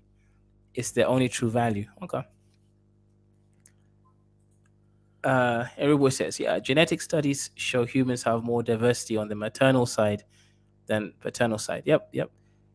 Um, Whereas the rich are raised in a stricter manner and have much more to lose and are very afraid. So yeah, there is inhibition stuff as well going on, right? Rich people tend to be more disciplined as well, um, sometimes to a fault, whereby they inhibit some of their underlying, things that they want to carry out. I mean, that's why you get all these rich women. By rich, you know what I mean, right? But these Western women coming from Norway, coming from the most feminist countries to come and marry a Maasai, they're tired of inhibiting their true desires, right? Because they were repressed through discipline and whatever. And in this case, if you're from the West, especially those sort of Scandinavian countries, you're disciplined by this whole culture and society. They are very disciplined people. They're not late, etc. So yeah, for them, and this is kind of interesting, right? It's very basic, but most times people judge other people based on what they can see, right? So they start using themselves um, as the first comparative sort of stance, and they usually get it wrong because someone will be like, "Oh, why would she come? Why would that Norwegian woman come to Africa to marry a man and live in a village?" It's like there are very, very, very good reasons why, but you probably don't want to listen to the reasons why. You're just wanting to be stuck on bewilderment and then judging them based on your own metrics, which I always find absurd.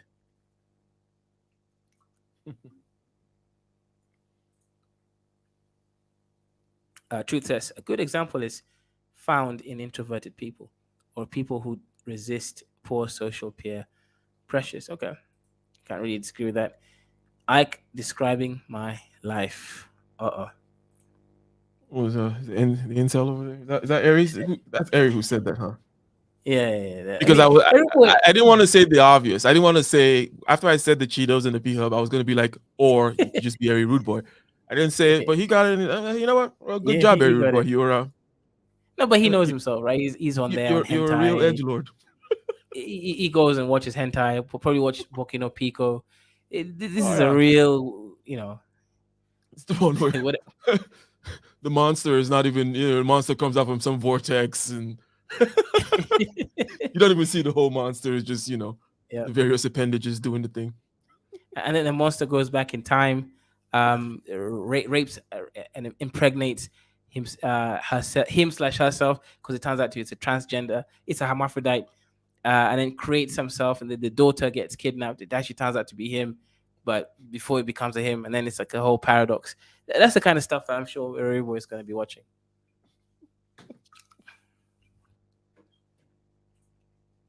Yeah, Darth says a collection of individual personalities form collective personalities, i.e., cultures, due to vibrations and oh yeah, I think he used Google autocorrect this time, Mike.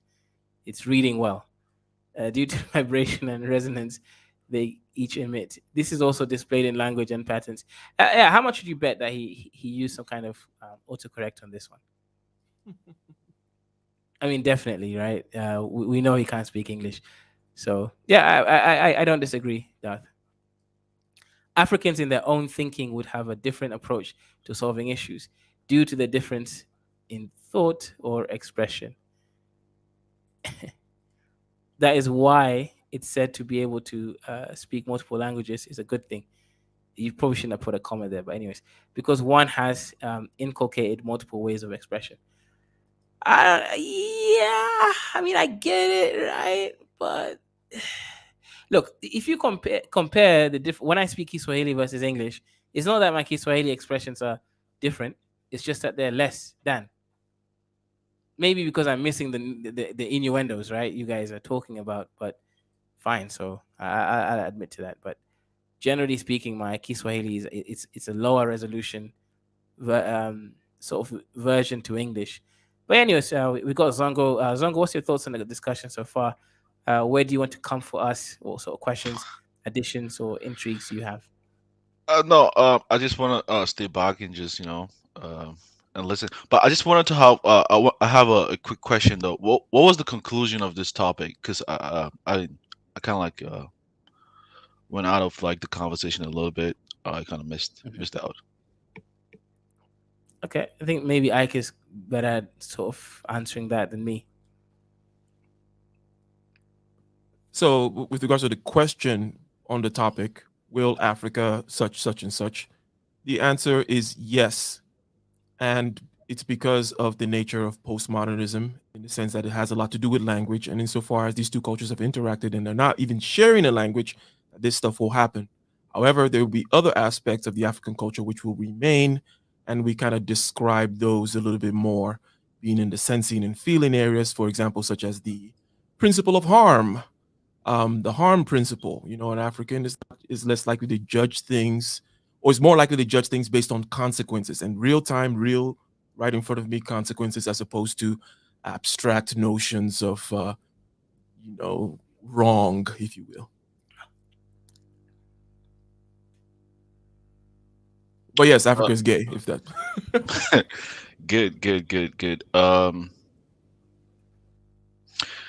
mean, uh do you guys think? I mean, in the course of the conversation, Kaizo, you did say that um, uh, the African language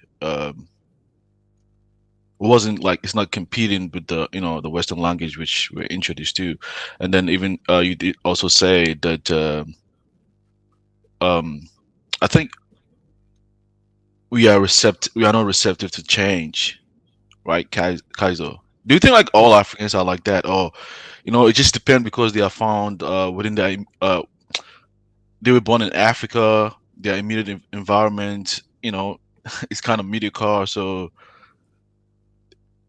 they're You just gonna know, learn what they are yeah. exposed to. But once other Africans get exposed to different environment, there's a high likelihood that So they might change, they Zongo, might be receptive to yeah, new ideas and new knowledge and way of doing things. yeah. So I let can me let say me actually I go can ahead. say one thing for a fact, growing up, I was born in a Muslim house, society, uh I was a strictly like Islamic guy. I was following like the Salafi Islam. Because that's what I was exposed to. In my immediate environment. Okay. Hmm. Then I traveled to Cyprus. And then I met a different group of Muslims, and like, oh, these are like Turkish Muslims, but then they embrace scientific knowledge. With a way of doing things, which is completely different from the Arab Muslims and the African Muslims with their way of doing things. I saw Nigerian Muslims criticizing their way of doing things, but it seems to me they were the only Muslims who are far more advanced than the other Muslims. And I saw like they had a Turkish language, and then they saw like because they were using like Arabic letters to write their language. And then I noticed that they kind of switched to Latin letters and started to incorporate it, some the languages from like the Western world into their language, in order to help them to advance. And I saw a dramatic change in those kind of Muslims. The way they think, the way they approach things, they are completely different from the kind of Islam that I was raised with. Hmm. So I started to think different from there, from my exposure from there. And then since then, when I came back, I started thinking different. The changes that I saw, I started thinking different. I don't think all Africans um will be against change. I think a lot of them have not been presented the opportunity to do so. Don't you think so? Okay, so let me give my idea, then maybe I can give this afterwards. But so I don't. Okay, I think Africans, and again, I'm generalizing here. I think Darth is trying to teach me that there's complexities around and stuff. Okay, thanks. But I think that Africans don't change. What Africans do is they adopt a new god, right? I think Africans are idol worshippers, right? That means they worship false gods. So when they're in Africa, they are very, again, like in your case, let's say, I'll give you my cousin was an example of this, right? My cousin was a Christian, staunch Christian. He was the first in our family to start speaking in tongues, you know, and everything. And everyone was so proud of him. But then when he went to Australia, or rather when he started growing up in Australia, he denounced Christianity altogether. So I guess what I'm trying to say is Africans tend to exist in extremes of whichever god that they are introduced to in that moment. So if they're in Africa, they are very sort of dogmatic, almost backwards again, depending on the culture, right, and Hmm. or religion. Then when they go to the West, they also now become the opposite. This is why most Africans don't leave the West and come back to Africa. They stay in Africa because they've now denounced their old. You see, I call Africans dusty, but I'm actually in Africa. I'm working with Africans, right? But Africans won't say Africans are dusty, but the moment they leave Africa, they never go back again. So I hope you see what I'm saying. So Hmm. Africans are exactly the same when they're both in Africa and outside of Africa. They're dogmatic and they worship the God that is the strongest God in those two regions. What's your thoughts on that?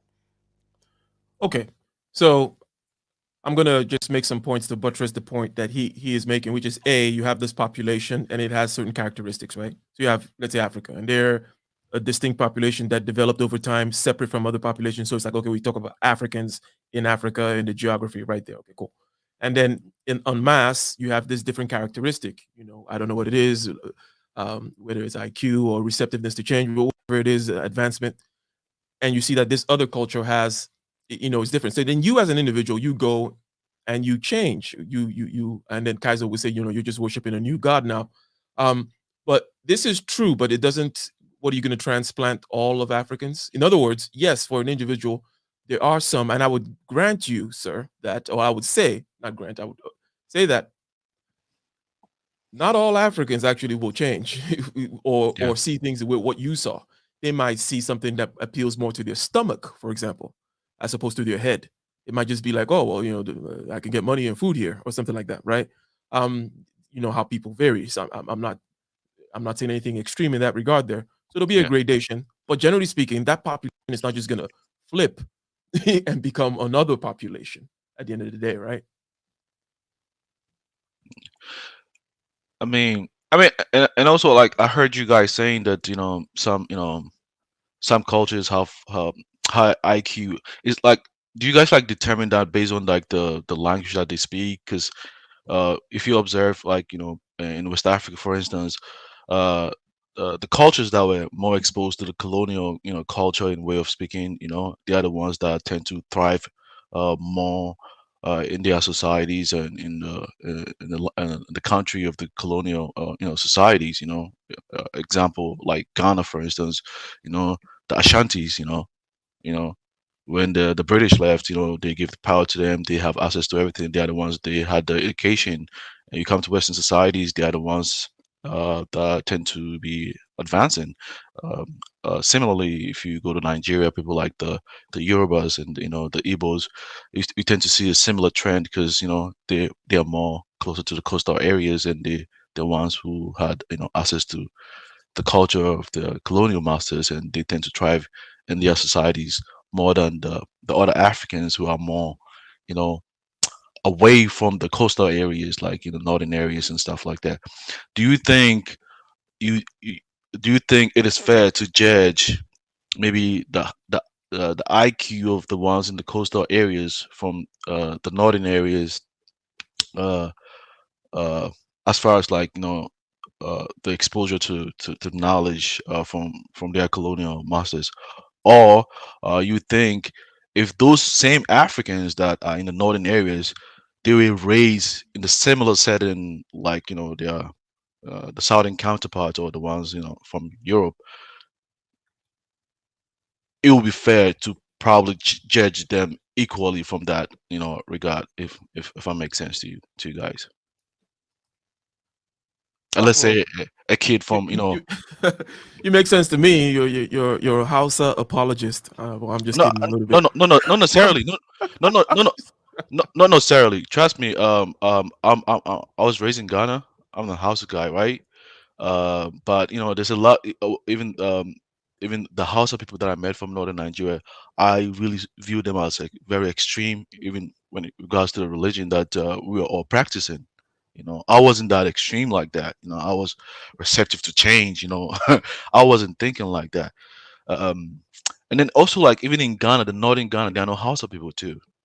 But then when it comes to development or access to influence or change, when I came to the U.S., you see more like Ghanaians making um, um, with fame and knowledge that are making remarkable improvements in Western societies. It is more of like the accounts because do you think I kind of think like the ones in the northern areas they weren't given a fair chance because when I was in school I saw them like when they were given equal opportunities to the other accounts they excel tremendously when I was in school, but they came from poor backgrounds.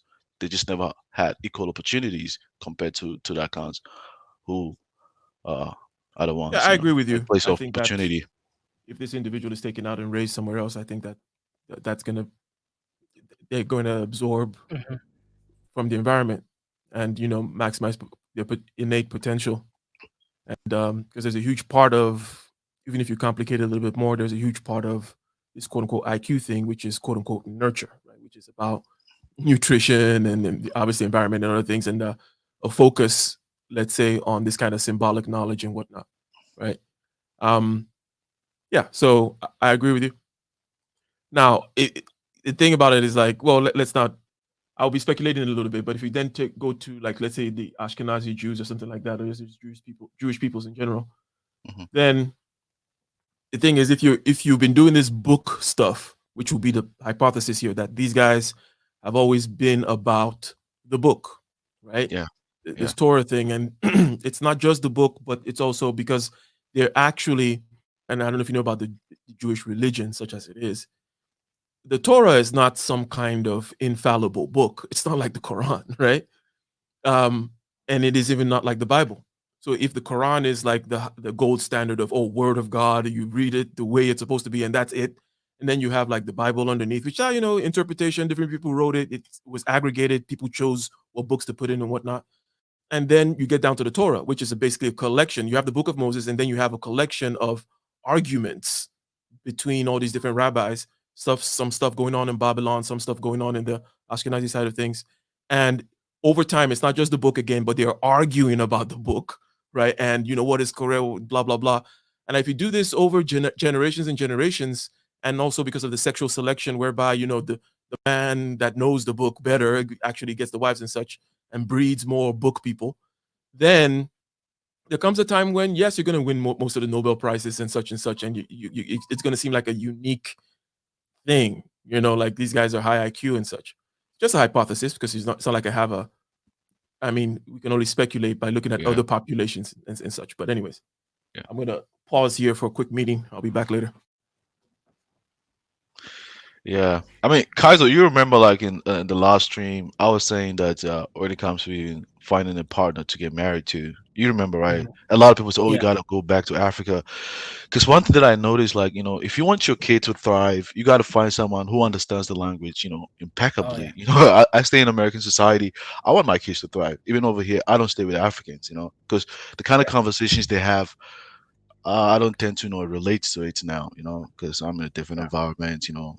My So exposure now is like on a different level. I'm like, no, I want, and I think sometimes when I come on stream, you guys, oh, you got to go back to Africa, and but what about your kid having ability to thrive? Because if you have like, because I know like by virtue of being raised in Africa, uh, learning the English language, uh, my understanding or my speaking ability of the English language is not, a high level compared to someone who's like uh, who's a native, right? So there are certain restrictions that um, that I can experience, in other areas. I mean, I can like maybe where I work right now, I'm just restricted to like just environmental engineering. But there are other areas that you would want to explore, but your language abilities, is very limited, so you can't even um, explore beyond that realm. Um, in the case you want your kid to thrive, so don't you think it's even more wiser to find a spouse that speaks the language way better, that you know uh she can be able to impact that language ability to your kid in his or her formative years, so that they can be able to thrive too in the society where they find themselves in. But a lot of people, they're not looking at it from that angle. Yeah, this is actually this is kind of interesting. So for my case, okay, so let me give context here. Usually I troll people, but I can be honest, right? So when I was living in, I lived in the UK for over 20 something years, right? So life generally, when I got there, I didn't enjoy it. I have to be honest, right?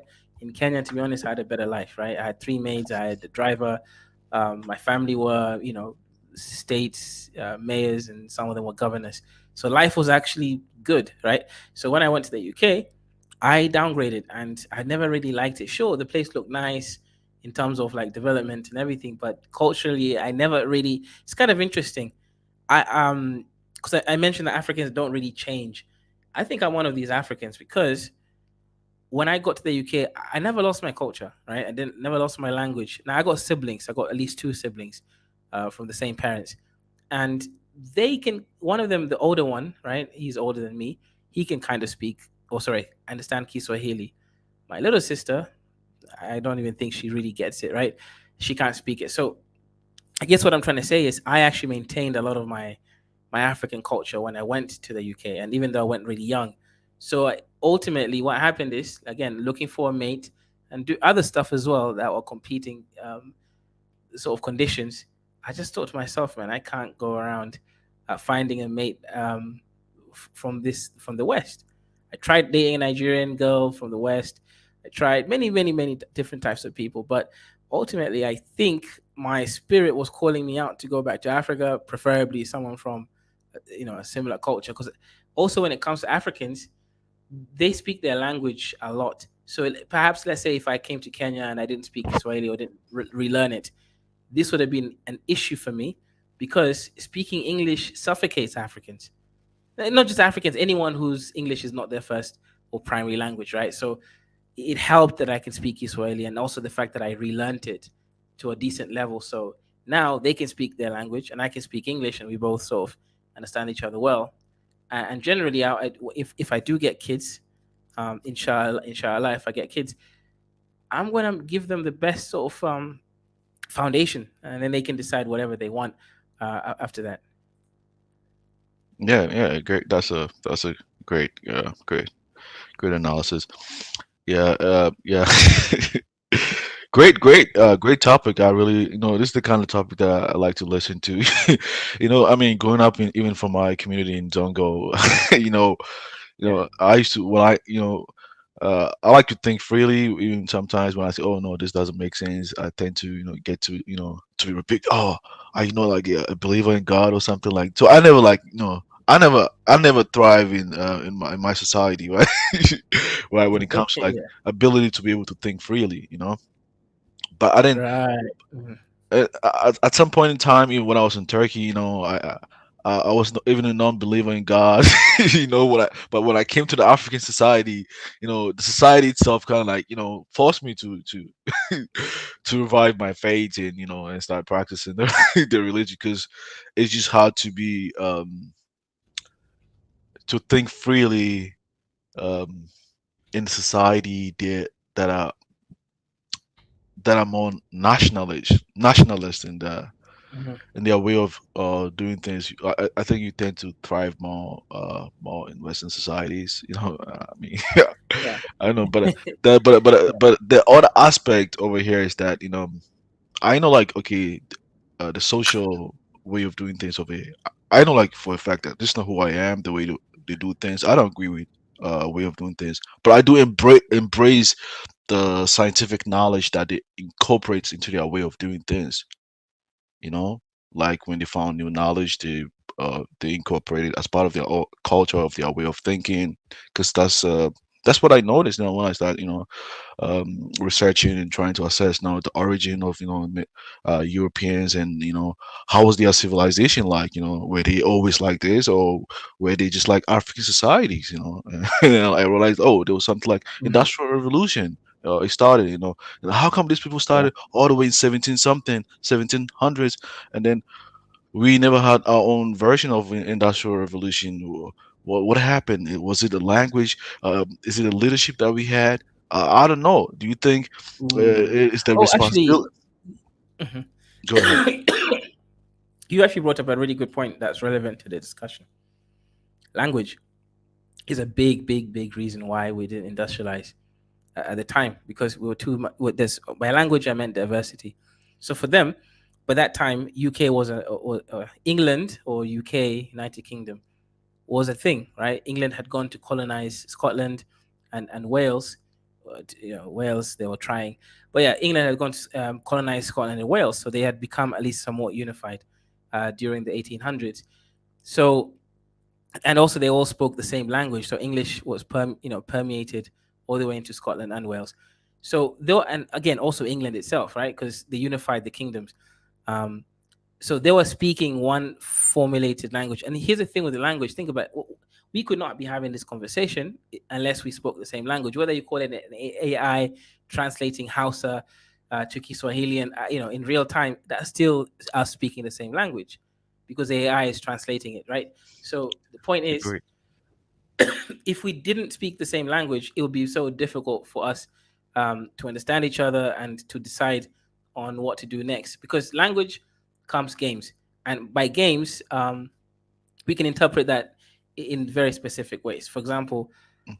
if I create, okay, so there are some games that don't need language. I'll give an example. So maybe clothes and fashion and art, you might not necessarily need language.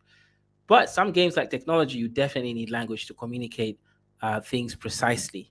Yeah, yeah, You see, that's I now agree. the difference. Yeah. So for us, I'm sure we had music, we had fashion, we had, I had diversities in the arts, but we didn't really get the technological advancement, because we simply weren't communicating the same language. Also, Africa's geography is too crazy. Um, there are not enough navigable rivers. A lot of them are just dangerous. And when you look at Europe, Hmm. man, these people have really nice rivers that aren't dangerous.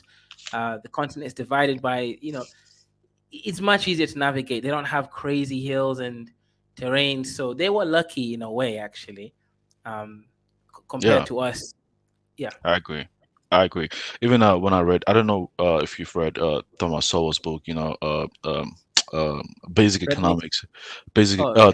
Thomas Sowell, he cited that analogy as well. So the reason, in fact, he did say the reason why, because a lot of people were just, I don't know, it was a conversation that was had here in the West, I mean, in America, precisely for some time, that, oh, is the white man, does the white man has high IQ over other Hmm. races? And then I think in his book he kind of like refuted that notion, that no, that's not true. If that was true, that their civilization should stand the test of time, and since time immemorial. But then when he went back in history, he realized there was a point in time where when the Chinese were, they had higher civilization, the Europeans were still living in cages. It's after they they got access to new knowledge and evolve, and then they rose up to the top. I think there's a Yeah. possibility. That's where I got my inspiration. If that was true, I'm like, why not us? Why can't we be able to do that as well? But he did say some of the challenges that really impeded our progress was our geographical location. He said uh, people in coastal areas tend to have, advanced more better than the ones in, in landlocked areas. He did say that, and then you look at the phenomenon right now, it's very clear. Even here in America, like I stay in Washington State. It's close to the coastal area. You come to the society, it's way more advanced than the landlocked state where I was. In fact, more the most coastal, states are way more richer than the landlocked states. uh, Yeah. yeah, it's great topic, great topic. I think Yeah. uh, one question. I think did I have a question? Oh, is Ike still? Was Ike was it raised here in the U.S.? No, It was I am. adopted by a white family. Okay, so you see, I think, and that's one thing when I, because I've been here like for like almost like 4 years now, and my observation is that some of the blacks that I noticed that they didn't stay in the urban cities, they tend to have different culture. Their approach, their way of thinking is a little different compared to when I go to inner city. And that's the one of the reasons why here in the U.S. I don't like to stay in the city because I don't want to. I don't want that celebrity culture to kind of influence my thinking. I'm not really interested in stuff like that because I don't know if you this one time I went to like Oregon, Portland, and I visited this bookstore. I heard it's one of like the largest bookstore. It's called like Yep. Powell's bookstore, and I saw like books about different cultures, Asia, Indian. Yeah, when I went to the African section, man, I was disappointed. It was just a small shelf, with there, there, there was nothing to, a lot of people literally have no knowledge about the African, culture of our way of thinking. It was nothing. I was sad and embarrassed at the same time. In fact, even the FBS, they had more books than we do, you know? Yes. And that's where I gave them more respect. They had more books than we did, the African. Wha- Why do you think so, Ike? By the way, just you have any thought on that? Well, if you think about it, I mean, how many African cultures wrote to begin with? I mean, if you have people who have been writing since Plato and whatnot, then you have people who never wrote. That's going to be a one big aspect, right? And hence, I mean, there are many, and of course, there are many different kinds of writings. And then, if you don't have a sphere of influence, for example, it's not like you conquered somebody and took over them for a really long period of time and influenced them, and now they trade with you constantly and such and such. There's not going to be necessarily an interest in different people's writing about you and stuff like that. So if you don't write and then you don't have the influence and the power for people to be writing or care about you, well, then you got what you got. Mm. And when you guys like say like African culture, do you think like the cultures that we have like at this present age is really our culture? Because I think our current culture is it's more influenced with religion, and that has to some extent stifled our progress. It doesn't even allow us to think freely. Do Mhm. Because I delve deeper into like the Hausa culture, uh, pre the pre-Islamic Hausa culture, and I noticed like uh, those people they they protect the environment better than even these contemporary ones. And wh- what is your thought on that? Do you think like the current African cultures that we have, even including our languages, do you think um, external religion have dramatic influence over it, and as such, it has really have an impact or stifled our progress to some extent. Well, you're trying to drag us into that conversation you were having with one man about the.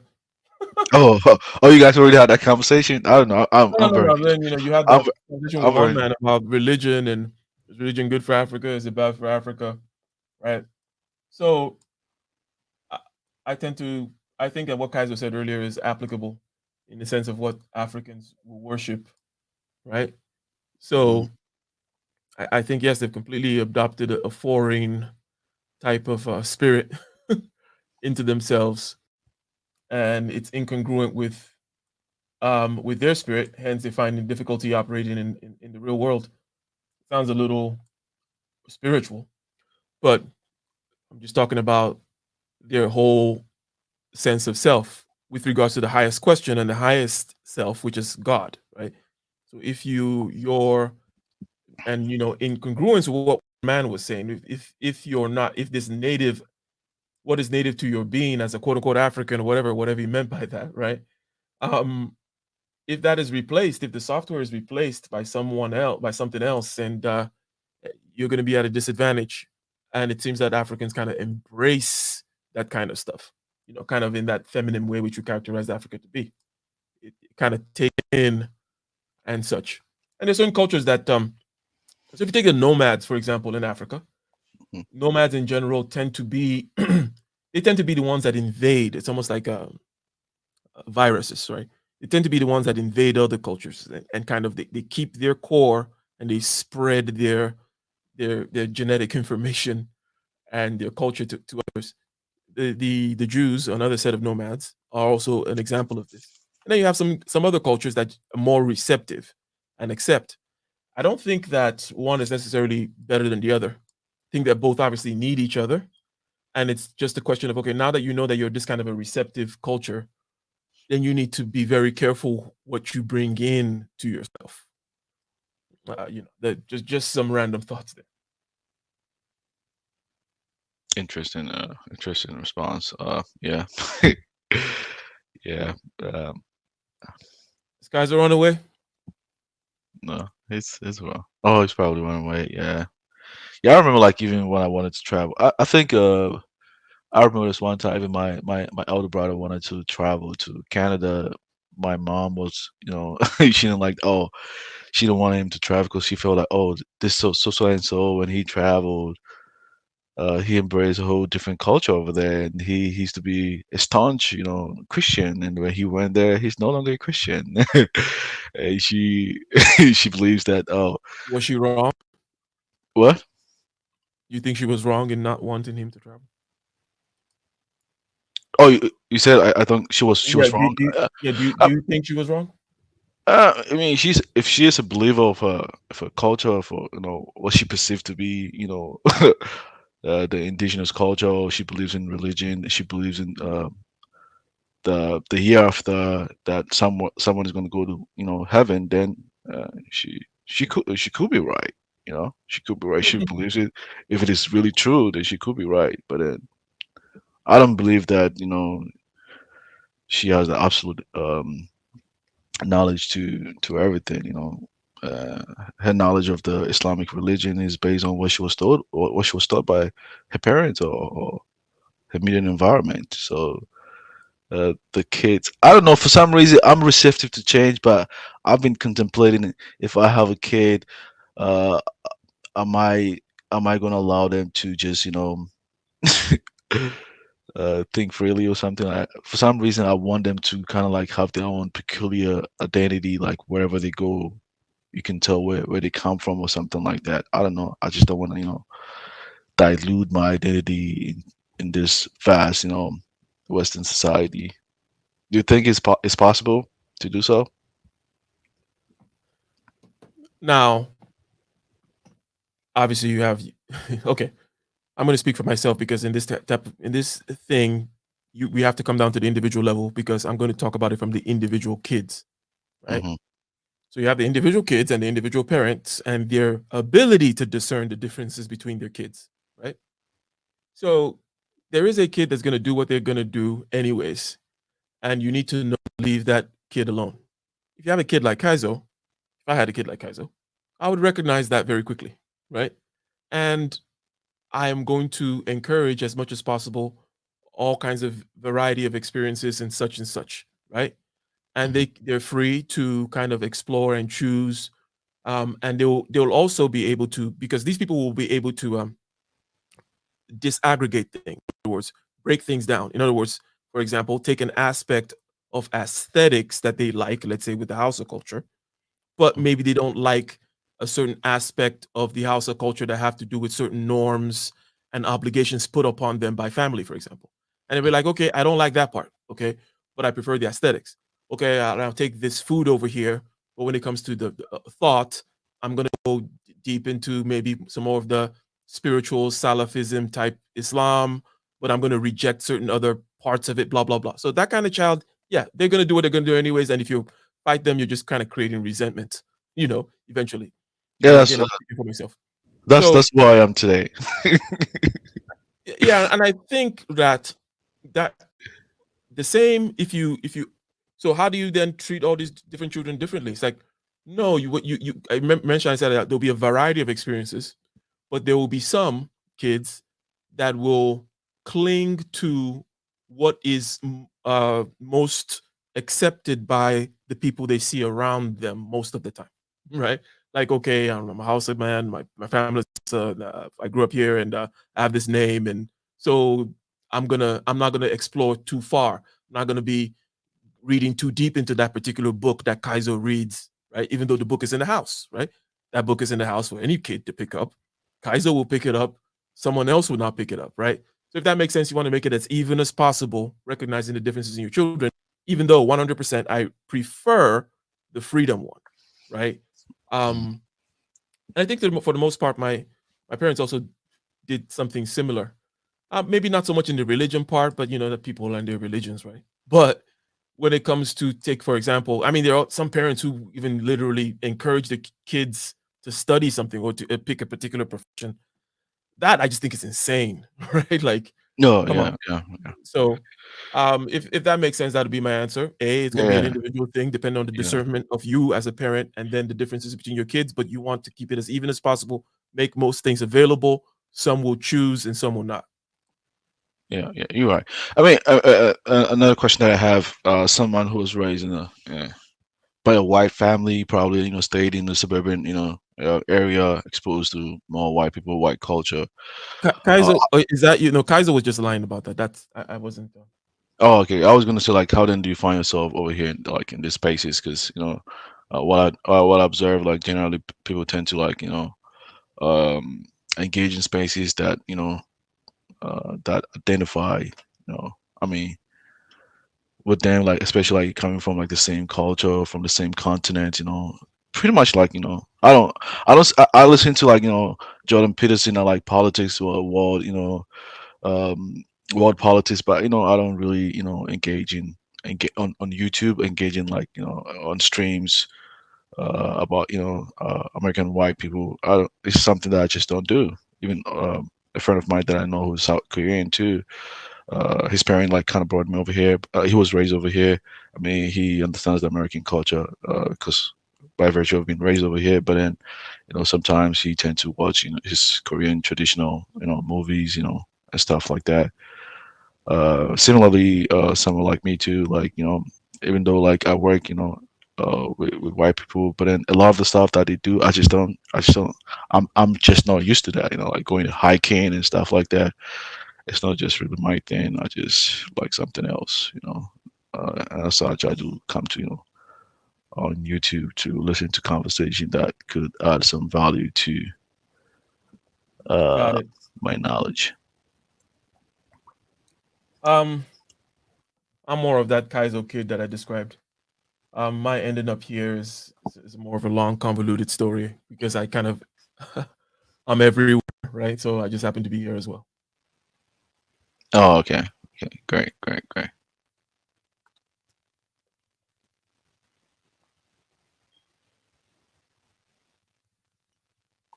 Oh, is Kaizo still there? I mean, I came up on I came on the stream just to support the conversation because a lot of people are, they They just Yeah, don't enjoy it. They just wanna yeah, he's go like probably that. done because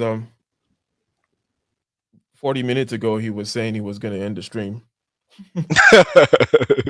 and now he probably fell asleep or ran away or something. Is it like And late? Is it late night well, over he's in there? Kenya, so it's probably like 3 a.m. or something like that over there, Or where are you in the 4 a.m. or state? something. Are you in the state too, or are you? I'm right now. I'm in the states. Oh, okay, okay. Yeah, right now I'm in the states. Well, by the way, yes, I grew up in Nigeria, so Oh, okay, okay. That's great. I just happened to I just happened to be here, and I happened to change my accent into whatever accent I feel No, like using that day. no, but no, you're right actually. Because I'll tell you one thing. Even because I came to study over here. Even when I was in the university, the Nigerians that I met, because so some Nigerians that you meet, they're like, oh man, they don't want to. They have this animosity towards like white. They feel like okay, you know, when they were in Nigeria, they were working as bankers. They didn't see white people changing their cultures. When they come over there, they have their own restaurants. They have their own things. They just never change, right? So they feel like coming over here, they don't see the need to change as well, right? So, but then you meet other Nigerians like that come to study over here. They don't want the pigeon to kind of restrict to kind of stifle the progress. They want to like adopt adopt and those kind of like Nigerians that I meet, they don't tend to like socialize with the other Nigerians who are more like like culturally like they're like pro culture or something like that. They want to excel more in the dominant society where they find themselves. So as such, they want to learn better. They associate themselves more with the predominant group within the immediate environment.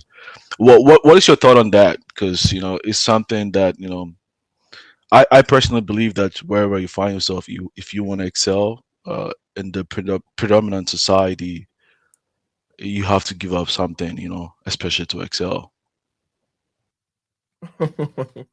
What do you think? um, they're not wrong, right?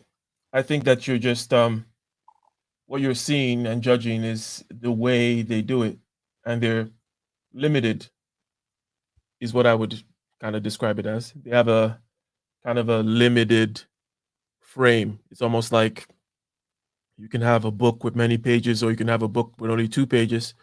And if you're this person that has the book, that only has 2 pages, then you can only be one way or the other.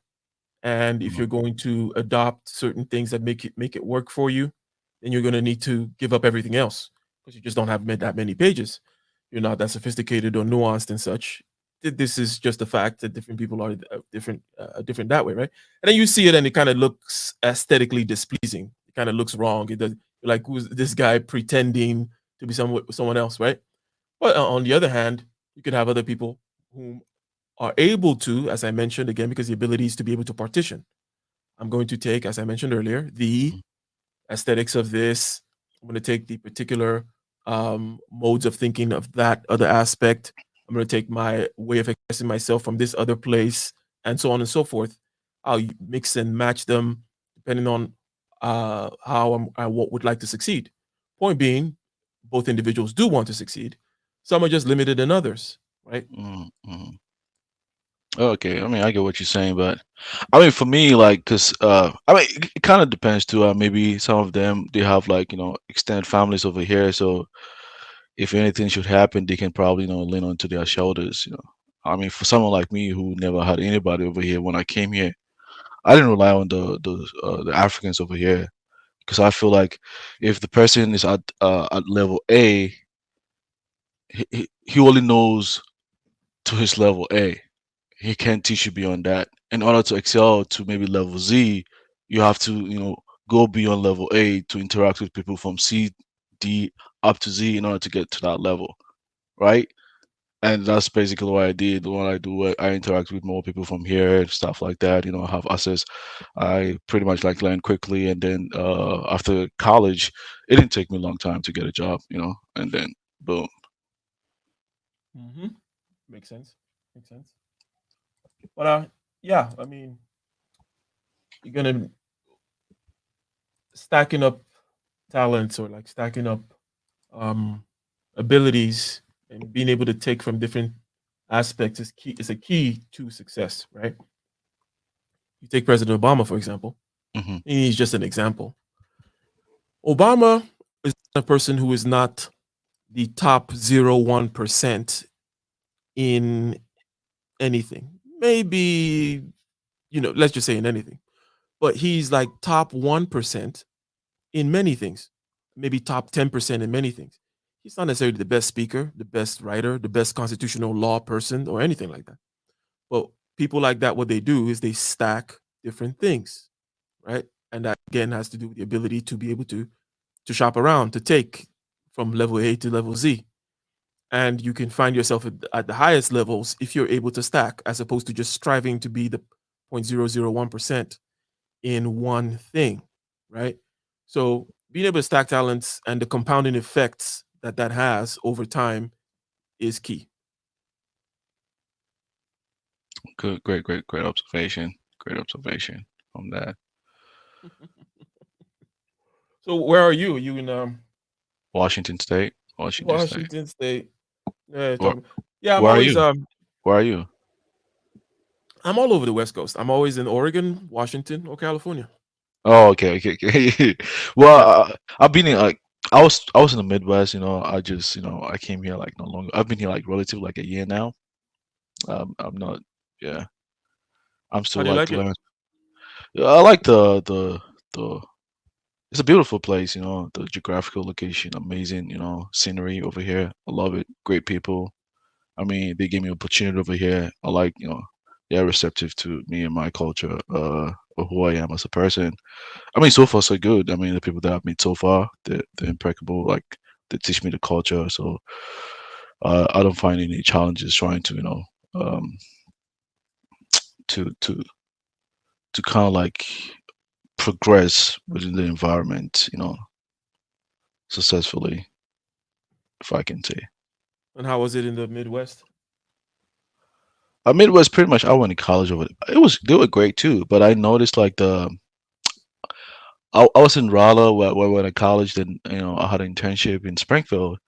In Springfield, great place. I'll call that place my second home because uh why? Because I work when I work over there, I knew that city way better than where I come from. Because I've been to like the length and breadth of that particular city due to the nature of my work as an intern. Yeah. So I love there, like the people. I mean, my coworkers, they were very receptive to me. They taught me the Midwestern culture. They invited me to their like 4th of July.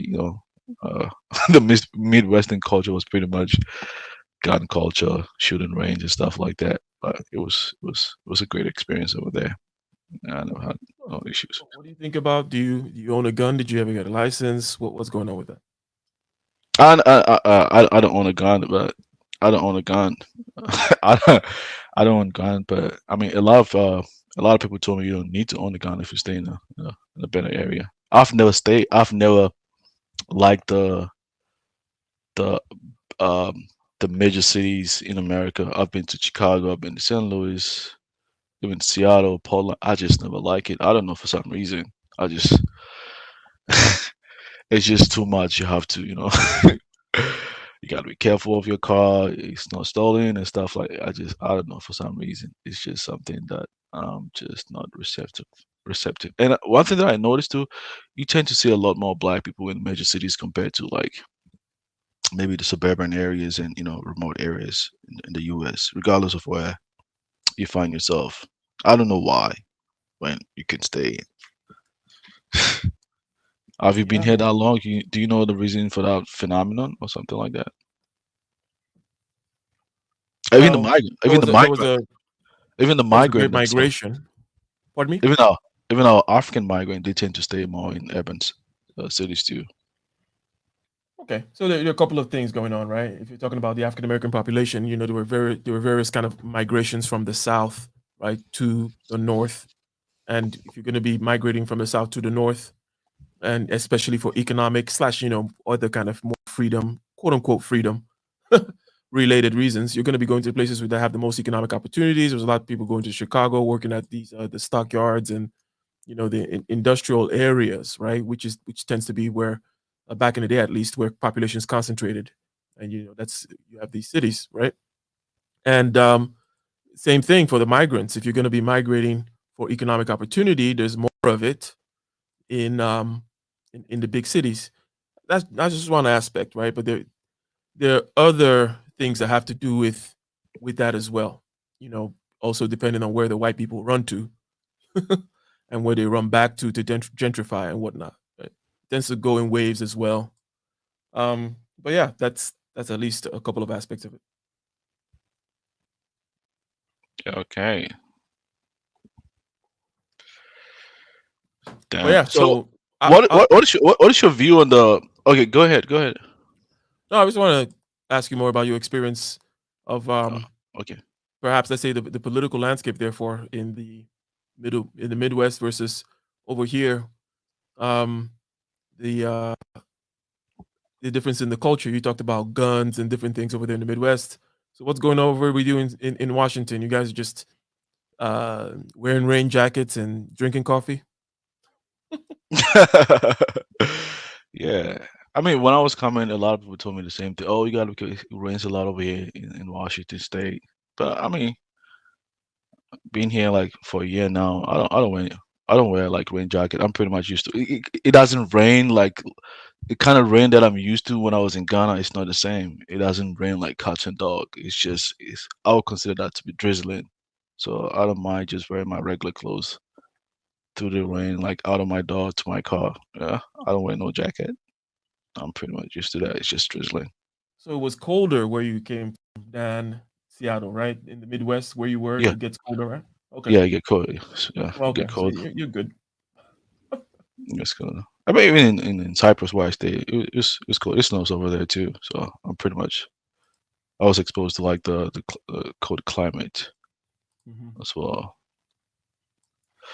Yeah, but one thing that I noticed even on my when I was traveling from Midwest to even to the West Coast, I met a couple of people who did tell me, "Oh, it's got to be careful of West Coast, like especially Washington." Says, "Oh, yeah, liberal." Because I'm when I was in college, I had no time to study American politics, to know like the differences, like their way of thinking, and how policies affect change in the society.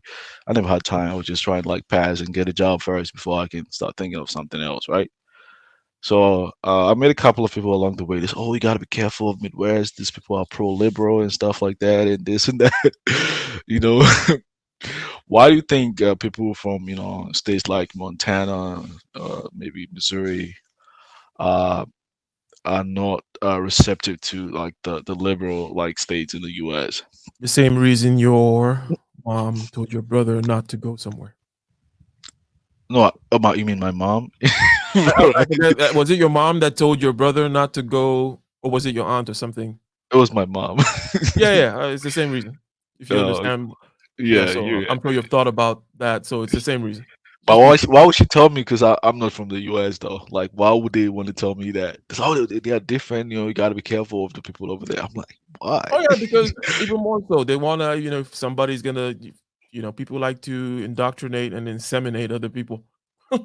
They're like, if you're gonna come over here, then you better join our culture. Yeah, yeah. You're not gonna go join those crazy people over there. I mean, it doesn't really matter. It's not about whether you're from there or not. They're just gonna repeat that stuff. I mean, it's a natural impulse of people to do that kind of thing. Oh, okay. I mean, even Kaiser was saying earlier, like most African are very extreme. Like when it comes to like different society, they tend to be more extreme in those Western societies. But I mean, when I came over here, I mean, I'm more receptive to like the new environment where I find myself. Change when it comes to scientific change and technological advancement. I'm more receptive to that, right? But there are a few things that I feel like, this is not who I am. I don't want to do like maybe just doing tattoos or having earpiece, like piercing your ears and having like those nose rings and stuff like that. It's just something that that I'm not like. I just feel like when I look at like most into I mean, you can correct me if I'm wrong. If you look at most respected people here in the US, they don't do stuff like that. Why is it like the liberals tend to promote the younger ones do stuff like that? Why do you think? I don't know. I'm just asking. I don't know. I haven't observed that much over here, but I've noticed like the ones that really runs the country, they don't do stuff like that. They could be liberals, but they don't do it. Even where I work, they don't do it. Just a couple of few. I call them naive ones. They do it. I don't know, but I want to know your perspective on that too. Yeah, Or do you think there's because certain I'm things that now it's a chicken or egg question whether these things are the things that make you successful or whether or not it's because they already are markers of success. So, but also actually practically some things are actually more stable. In other words, two-parent household, such and such, hmm um, and all that good stuff. A good education, two-parent households, kid they don't divorce and they do certain types of things, and they generally will be okay. Now, these things are practiced, as you mentioned, by high-level people, whether they are by high level, I just mean economically, whether they're liberal or not, right? So they're going to practice respectability politics or middle class culture, middle class culture, the culture of of getting a job and doing this and that, blah blah, all that stuff, right? They're gonna do that and they're gonna succeed. And then the real question is, why do some people do that, have this contradiction whereby they still preach the opposite thing, right? There are many reasons. One of them is what you call luxury beliefs. In other words, since everybody is saying, all of us go to church on Sundays and we all take our kids to the same private school and blah, blah, blah, right? But what makes me different? What makes me different? I'm going to preach some crazy stuff, right? I'm going to preach some postmodern, hyper liberal, let's abort all babies and let the blacks blah blah whatever it is, right? All that kind of stuff where make excuses and so on and so forth because that makes me at least unique. It makes me it's part of the in crowd, if you will, and I'm different, right? So it's generally and it's typically the kind of belief that you adopt after you've taken care of your stomach and shit. Exactly right. It's Yeah. hence why it's Yeah. called a luxury belief, right? So you just kind of pick it up because it's like a luxury item because it conveys status upon you, and you have to understand that human beings are always after status by any means, by all kinds of means that they can devise. So that's one big aspect of why those people do what they do, and I think it explains perhaps the majority of that than maybe other reasons which are also present. And do you also think that is part of the reason why I could um uh our progress in African societies are also like impeded as well? Do you think a lot of people in those societies tend to worry about like their next meal rather than um just having the time or the luxury of sitting down and thinking about about new ways of doing things, about investing new stuff? What do you think about that? Because when I came to the US, one thing, well, I never went to a university in Ghana, so I can tell. You can correct me if you did go to a Nigerian university.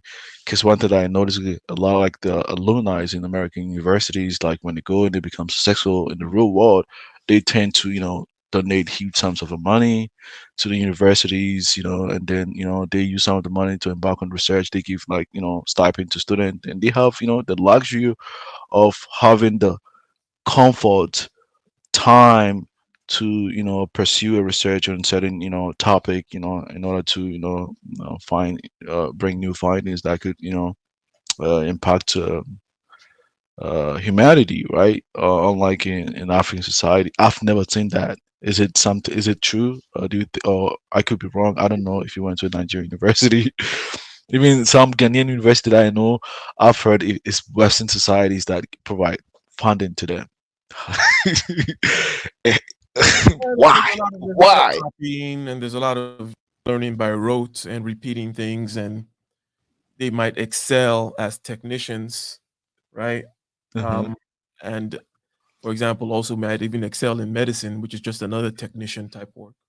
Yeah. Um, but when it comes to perhaps fundamental research, for several reasons, um, one of which perhaps I don't, there's not a concerted effort to do that. Like take for example, like in China, want they they pull because there are games and strings you can pull and ways you can kind of cite each other and each other's papers and all this BS that you do in academia, political stuff that you do in order to kind of advance. And I don't think that there's a programmatic kind of concerted effort in Africa to kind of chase that kind of stuff. Like, okay, we're gonna Oh, give so you these have patents or even steal patents, right? Or steal ideas and hold make on. it your own. We're not even into So that. you have issues like with research and people that are in background research in academia. You have issues with that? Why do you say that? Oh, okay. Go ahead I then. said I'm saying I there's a feel like bunch of bullshit that people do, and that's oh, true okay. everywhere. I was saying that some of and if you really want to play that game, you're going to be playing some bullshit games. Yeah, like everywhere, right? Whether it's a religion or the bank or academia, and I would argue, especially in places like academia, okay, Hmm. where you can get away with a bunch of where you do where politics. You understand what I mean by politics, right? The Yeah, politics of human I could behavior and academic getting politics. one Yeah, over another. Yeah, yeah. I you're gonna need experienced to that play reading that in game. university too. Those professors, they are politicians too over there. Yeah, so I don't think that Africans are actually looking at that as kind of a way of doing something. I think the Chinese are very focused on that kind of thing, for example. But why? Why is that so though? Why? That's- Because like I kind of feel like sometimes our culture kind of stifles our progress. For instance, because even when I was in the university environment, I met a lot of brilliant African, kids. I mean Nigerians, Ghanaians, right? But a lot of them, they were pretty much concerned that, oh, they gotta help home. It's something that I don't even see from the Asian kids. Their parents brought them to the school. They are pretty much focused on research. They don't have no. If they want to be a professor, they can spend years in the university and later become a professor, right? But African kids, they just want to like finish maybe their research. After everything, they just go to the real world, and some they even want to just even stop the university and just get into the real world. Do you think the culture has something to do, like people just depending on you for everything, even for their daily meal?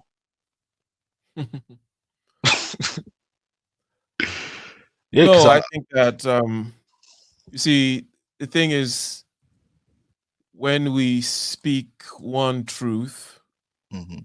we have to know that it's the same thing reflecting itself over and over and over again. Similar to when you said, "Well, why are these people saying this?"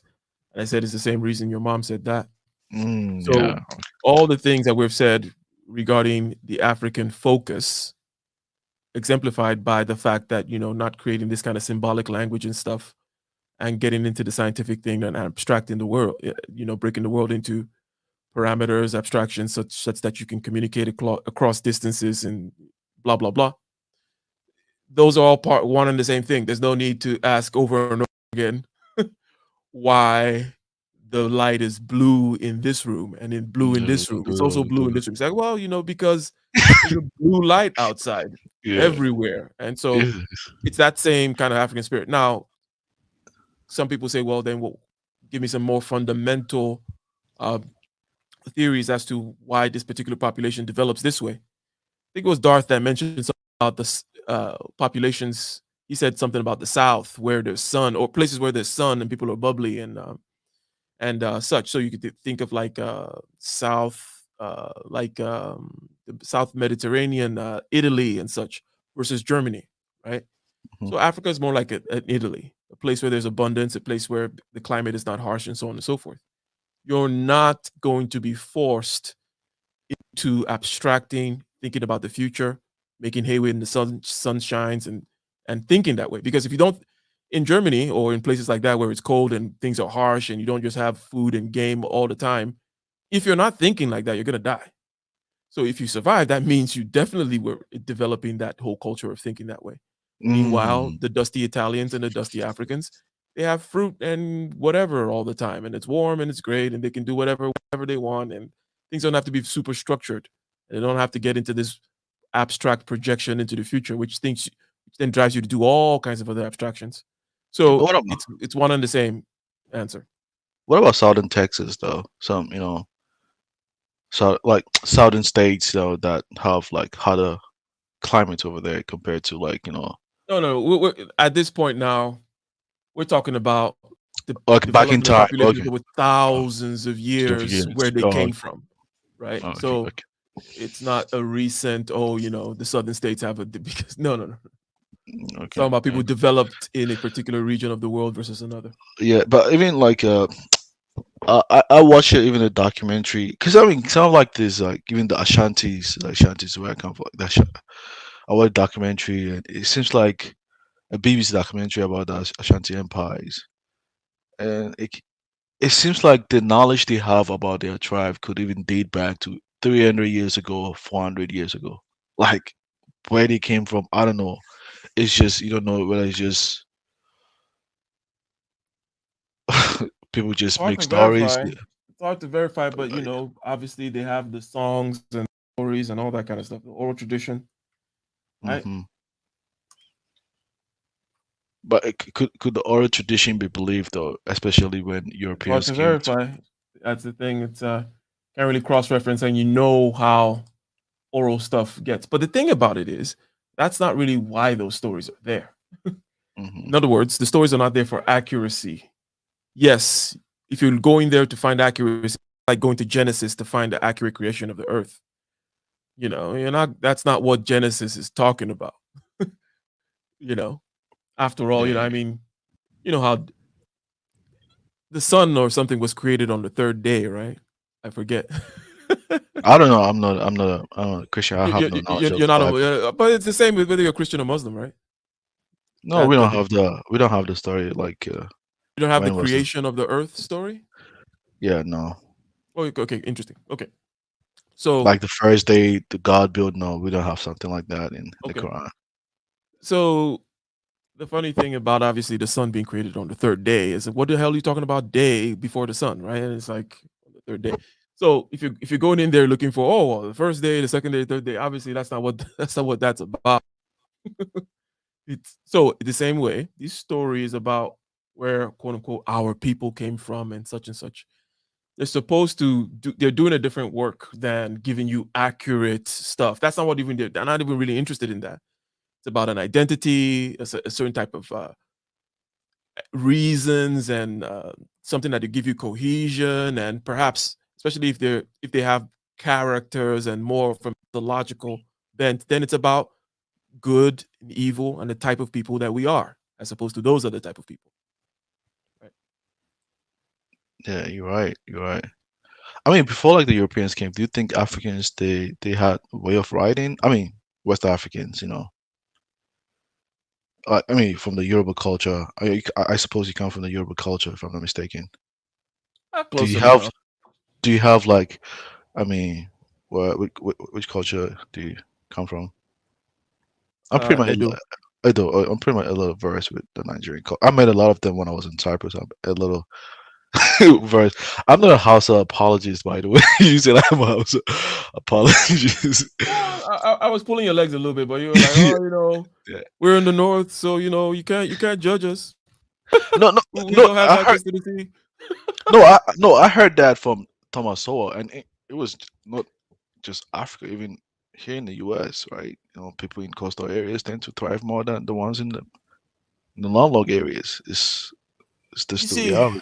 yeah, that's why the Mediterranean, you have, whether it's Egypt, Rome, Greece, that whole area, the Phoenicians, the this, the that whole Bible crap. It's because of the water, right? Because it's easier to Mhm. transport and trade and move in the water. Yes, it makes sense. So things are going to be accelerated as opposed to having just you. You can't really interact. The land is slow. You think about it like a slow medium, right?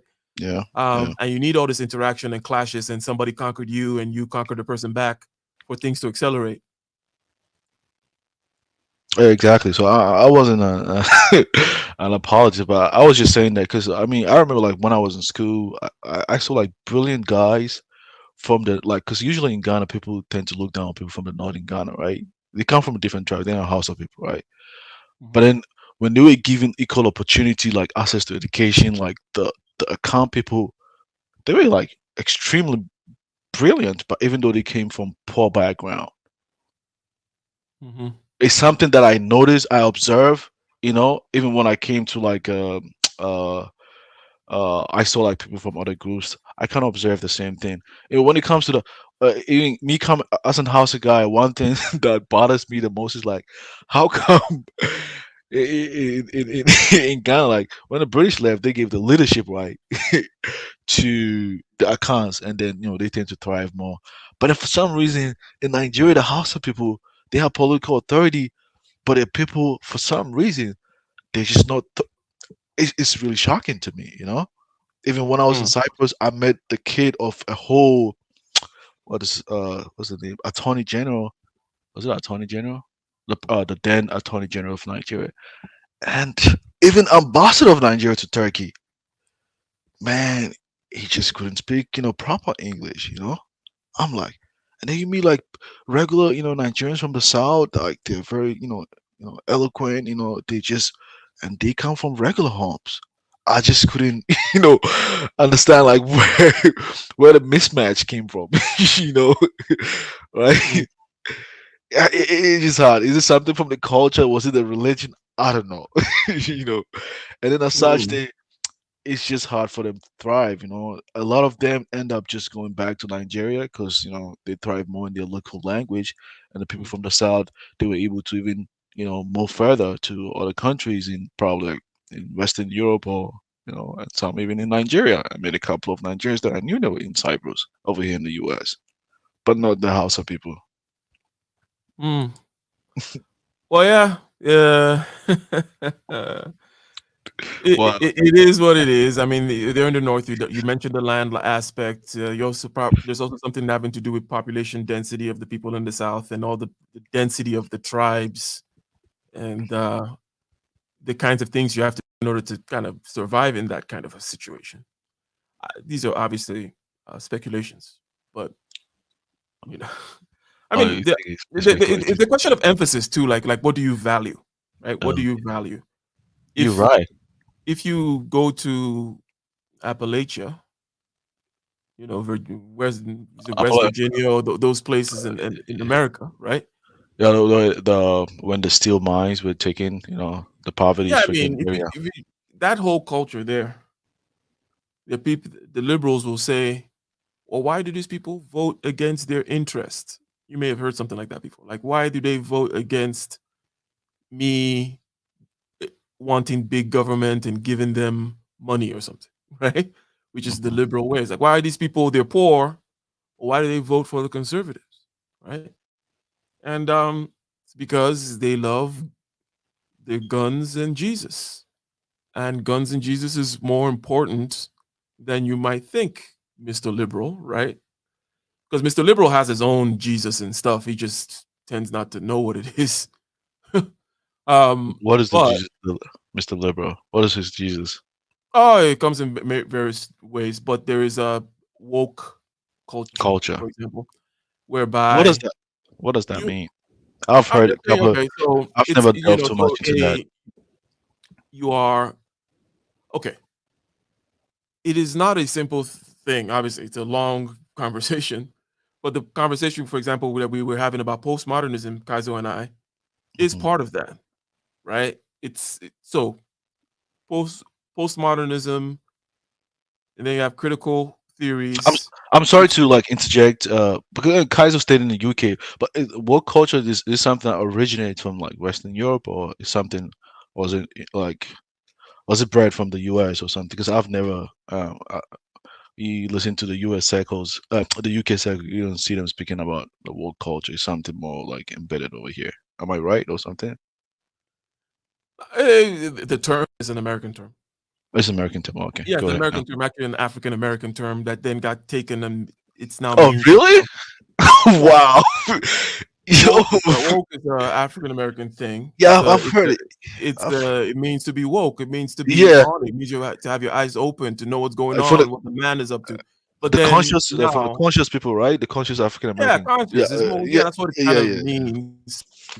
But now, in this particular iteration and use of the word, it's more of just a critical theory, which basically tries to arrange the world in terms of oppressor and oppressed. And the way you determine who's oppressed and who is an oppressor is through identity, right? It's not through economics, like let's say a Marxist, a traditional Marxist would do. Like, hey, who's got the production, right? The means of production. It's like, no, it's about your identity. So, and then you add up entities together in a way called intersectionality. So you're a woman and you're a black and you're this and you're that. So you add the points, right? And if you're a white male, then you're the worst, right? You're the devil. So basically, the reason I'm calling it sort of kind of a religion because it has good, it has bad, right? You have the people, you have the people you're supposed to fight for. It's almost in a certain sense, it's like a perversion of Christianity, right? Because Christianity Hmm. is about taking care of those that are down. That's generally Jesus was about that. One aspect of him, anyways, even though it's overly emphasized that aspect. But one aspect is about looking at, and that's why it's kind of also called slave morality. Is hey, blessed are the meek. To be rich and powerful is kind of a blockage to your eyes, as opposed to, the low, taking care of the least amongst us, those kinds of things, which you may or may not be familiar with regards to Christianity. So, but in that same sense, it is, oh, who am I going to find that is oppressed, and who am I going to rally around, and who am I going to demonize, and all these other kinds of things. And there's a great amount of irrationality involved with it, similar to religion, right? Great amount of and also this kind of a group think, and they even have the similar things that they chant and stop thinking. You just say, you invoke the magic word like racism, and everybody's just supposed to shut up, right? It's that's isn't that superstitious? Yeah, I mean, it is. It is. what I'm saying. So Even Mr. Liberal Man, to the degree to which he's not conscious, he somehow, and again, I'm not saying all liberals are like this. Or liberal is not even the right word. I'm talking about this particular person yeah, whom thinks that they are kind of post religion, but yeah, post religion is no religion is a human thing. It's something that somebody put on top of us. We are the ones that bring out religion from ourselves, and it'll never stop. Human yeah. beings will never stop being religious. Yeah, even at the workplace, we did a training about this DR training, DIR training, right? And then it was just like a lecture, whole a movie or a 2 hour lecture about racism in America. The whole like institution, like the everybody, I mean, they learned that. And after watching that, I I don't know how like a lot of my course gonna have are gonna like feel towards me. You understand? Because it's all about the blacks and their struggles in America and how white people destroy them. But I mean, as an African, I just want them to treat me like my equal. But I don't know, they're just not gonna be open to have that kind of conversation. But I don't know after watching that training how are they going to like interact with me. Are they going to feel like more apologetic to I mean what black people went through, or something like, you get what I'm saying? Like, I just don't know, is it? Yeah, yeah, makes sense. There's I think someone has a question in the chat there. Oh, Let me okay. read this. Says, so Ike, if people had continued to advance in terms of security, shelter, food for millennia, what would be their frontier focus, right? And would you say that Africans had long since kind of accepted postmodernism based on what my interpretation of what you're reading, and are more full circle about life because their material needs were met? Yeah. So, a couple of things. I'll start with the second one first. The second question about going full circle. I don't think you can go full circle if you never took the journey. So, in other words, you could be at point A, but there's somebody who went from point A all through A, B, C, D, E, F, G, and then ended up back in point A. They're not the same people. Right? So the people who never left point A and then the people who took a roundabout journey to point A, if I'm making sense to the person who asked the question, are not the same because these are path dependent, is what is called path dependence in terms of um, the journey matters. So if you had to struggle through to get your sustenance and then end up in a place of, now your sustenance is met, now you're philosophizing and abstracting and such, and you get to postmodernism, it's different from the person who never took that journey. So that's the first point. The second point about the next frontier, well, I mean, if we just use Maslow as a simple example, it's basically self-actualization after you meet the ends, the food, clothing, shelter, which is also aligned with what they tend to call master morality, or what Nietzsche kind of popularized called master morality, the morality of conquest, the morality of taking care of your food, clothing, and shelter and security needs, right? And then after a while, then you can get into the sheathing of your sword, the more of the you have a sword but you need to sheath it. That kind of becomes like your morality. You and you kind of get more abstract, almost like Christianity. So that is the next frontier of people who do that. If that answers the question, anyways, just wanted to address that. Oh, that was like Sidonia. Why don't you hop on the live stream? Yeah, Yeah, because no one can let him in because guys are gone, and I'm gonna have to yeah. bounce actually. They don't want to Um, like. Do you come here on the show often? Yeah, I'm it's not sometimes. Have you been on like Afrodama's show before or not? no, so I always want to laugh and like I might as well. Yeah, anyone who knows me who's listening now will be like, of course, I'm gonna. Anyways, no, I do come on. I'm always in. You probably see me in the chat, right? Sometime, or maybe you don't pay attention to the chat. I'm typically there in the chat, and sometimes me and Kaiser will do a show like this. But to be honest, I only typically come when me and Kaiser want to have a conversation like this, right? So Oh, okay, okay, okay, okay.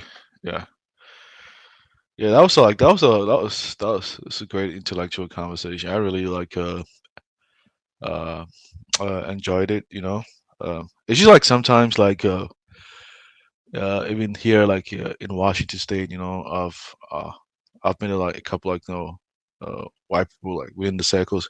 It's just like the kind of conversation they have. They are liberals. They have conversation like that. But it's just like they don't have the knowledge of the African society like you do.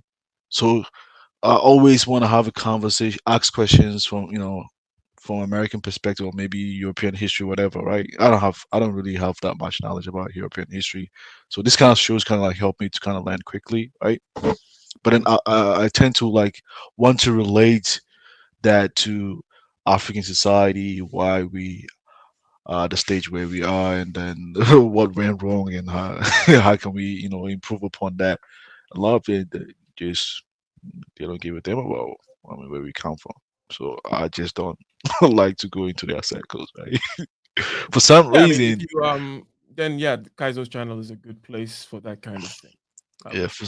for some reason, the ones that I tend to relate more with are like maybe other migrants from other countries, like maybe Russia, maybe China, and Malaysia. Uh, they tend to have uh, different position with the way like the Western people are running the world. They feel like maybe China should be the next superpower. And stuff like conversation like that.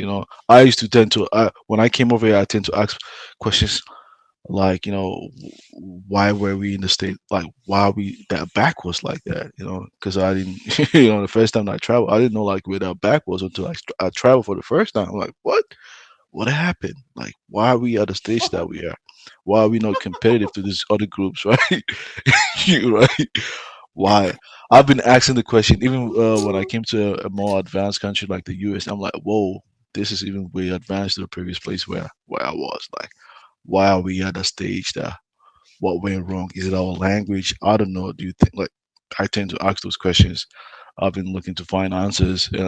Sometimes outside of work, I just hop on streams, just try to get some thoughts from other Africans who have concern for the motherland about The motherland. why do you say that? You know, I'm a bit of a troll, and you know, it's not like I want to go on and on about myself. But if you're asking why I say stuff like that, I'm just Yeah, you're right. Yeah, you're right. um, I get it. You already gave the response. yeah, and it's beyond trolling. It's Yeah. also um, so when it comes to group dynamics, I'm always so. Let me put it this way, and it's not saying anything. This goes with all the good and the bad and the faults implied in the definition of being like a very hyper individualistic person. And I don't mean from the point of view of ideology or ideas. I'm just a very hyper individualistic person and very introverted as well, right? So Mm. I tend to keep all group affiliations at arm's length. I try to do that actively and stuff like that. So it is a personality thing, right? I'm sure you know hyper individualistic introverted people, right? Not too No, many, what? but we're there, right? Yeah, yeah, yeah, yeah. You're right. But anyways, I'm gonna cut out. All It right. was nice having the conversation. And ladies and gentlemen, I'm gonna give a quick wrap up before I go, even though the stream doesn't end, and Kaiser's probably gonna keep it running until he wakes up. As Yeah, usual. he cuts it into pieces, right? But this like it's pretty like was it like the second time I've been on his show? Yeah, I think it's the first second time I've been on the show. Yeah, typically when is if he's will be starting and stopping it, starting and stopping. Yeah, Um, I actually heard of him from Afridama's show, and I like his way of thinking. So when Afridama's was out for a while, I'm like, you know what? I like to, you know, I like something else. So I just Google his name. I saw some interesting conversation. I'm like, you know what? Let me just join the channel. And Afridama's, I heard Afridama's from Dinah's channel. You know, I saw him from that. So that's how like I tend to like move from people to people. If I like the thinking of like these people, like this person, I tend to come to his channel because I like I like conversations like that. Aphrodamus is just about, and shout out to Aphrodamus. I have nothing against him, but he's just about talking shit about African Americans. That's his thing. He just wants to talk shit, but I don't know what they did. I don't know why. I have no No, idea.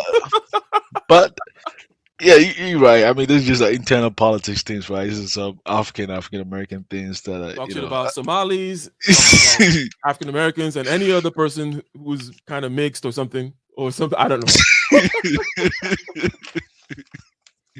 uh, yeah, you, yeah, you definitely right though. Like, yeah, but yeah, yeah, it's crazy, and yeah, there's one time like he had a show about it was this Ghanaian professor who was saying that there's something wrong with a black mind, right? He kind of believed like the mind is kind of clouded because compared. What was it? I think it was something about. Anyways, the biological aspect. I don't know if it's the same show, but they were talking about neuromelanin or something. Yeah, yeah, yeah, yeah. Yeah, I don't know. What was your thought on that though? Like, and I heard that, Um, but I I don't know. don't. I don't. Because like Thomas Sowell kind of disputes his argument, right? When I heard people from Thomas Sowell, he We talked disputed his about IQ before. We talked yeah. about the aspect that has to do with nurture, that has to do with environment and this and that. And we also talked about the fact that different populations, if they're separated over long periods of time and they develop independently, they're going to have different traits, right?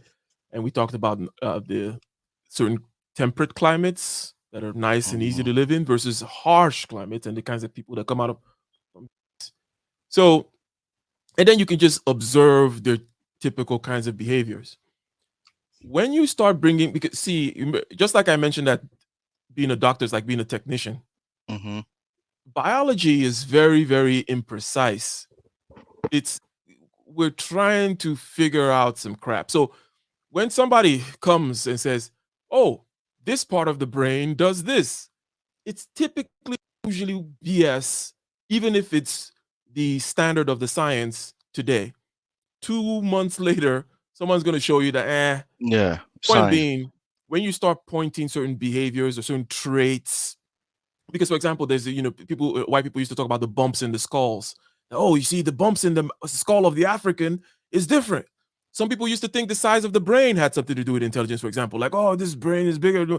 Oh, the forehead, all these things. Oh, the shape of the whatever, and it's typically bullshit at the end of the day. So it's kind of like unnecessary. Like, it's enough to just see that people have different outcomes, you know.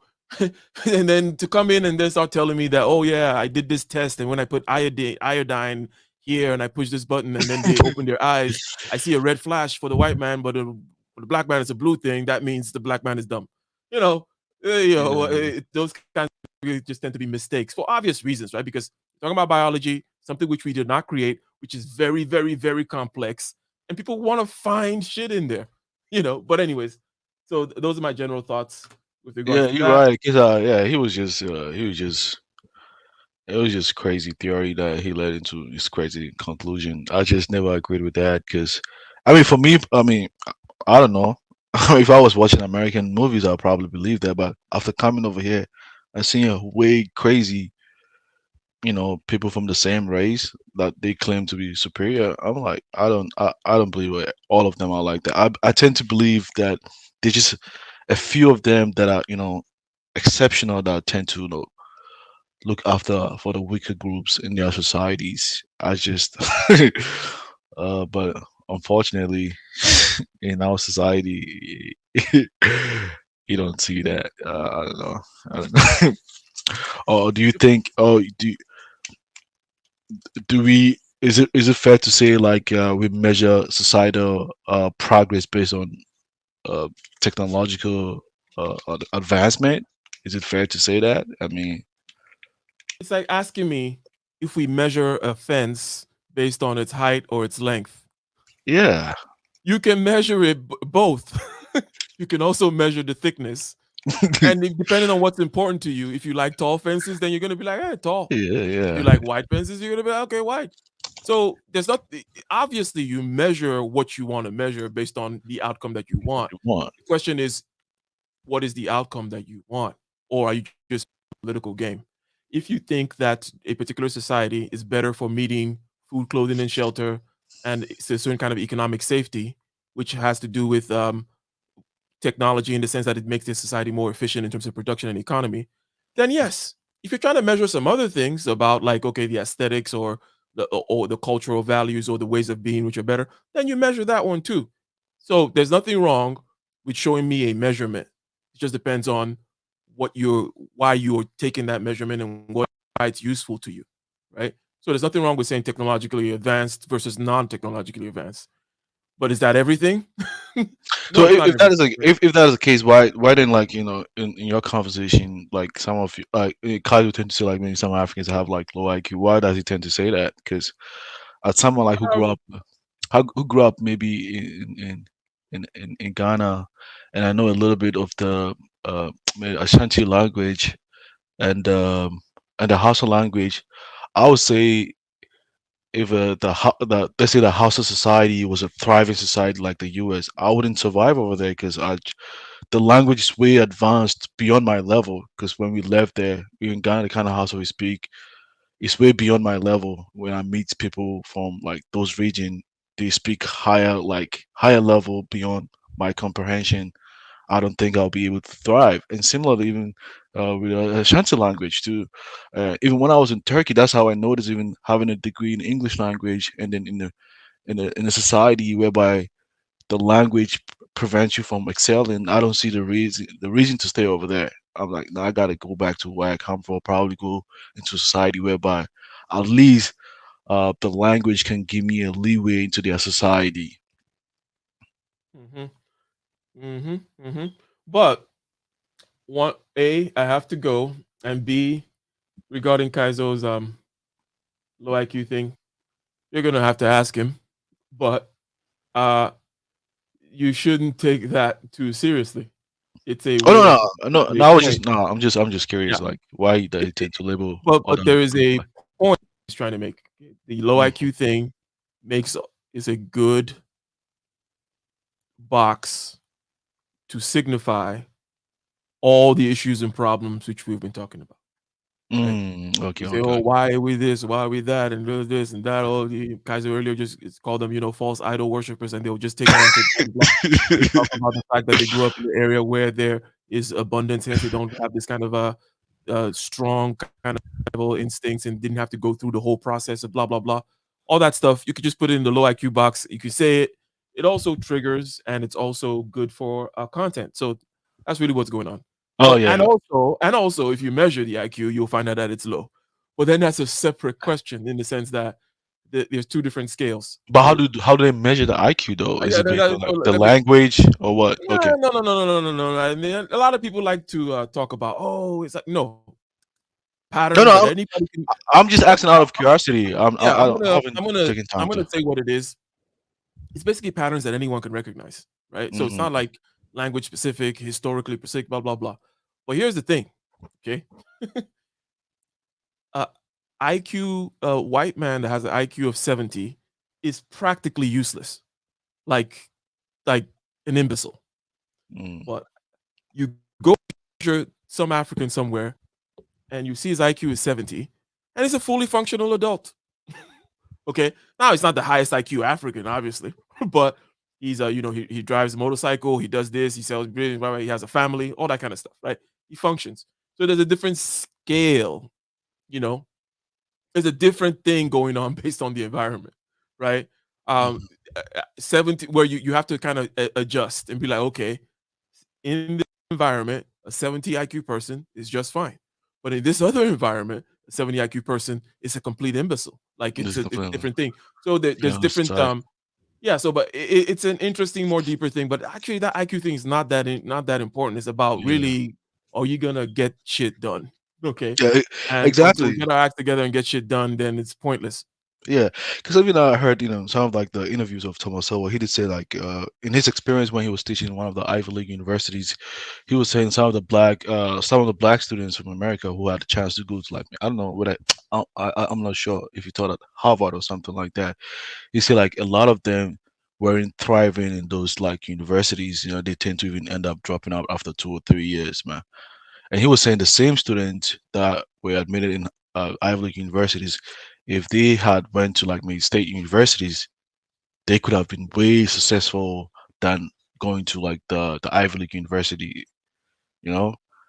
And Yeah, yeah, yeah. Soul is a good dude, and he does introduce you to all these concepts. Like this is the mismatch kind of theory and whatnot. But I gotta run, and okay. it's been real. Until next time. Until next time. Is that you? Is that your profile picture over there? Yeah, I mean it's the same. I'm the Oh, same okay. person in the other picture too, right? Oh, okay. No, I didn't see the other picture.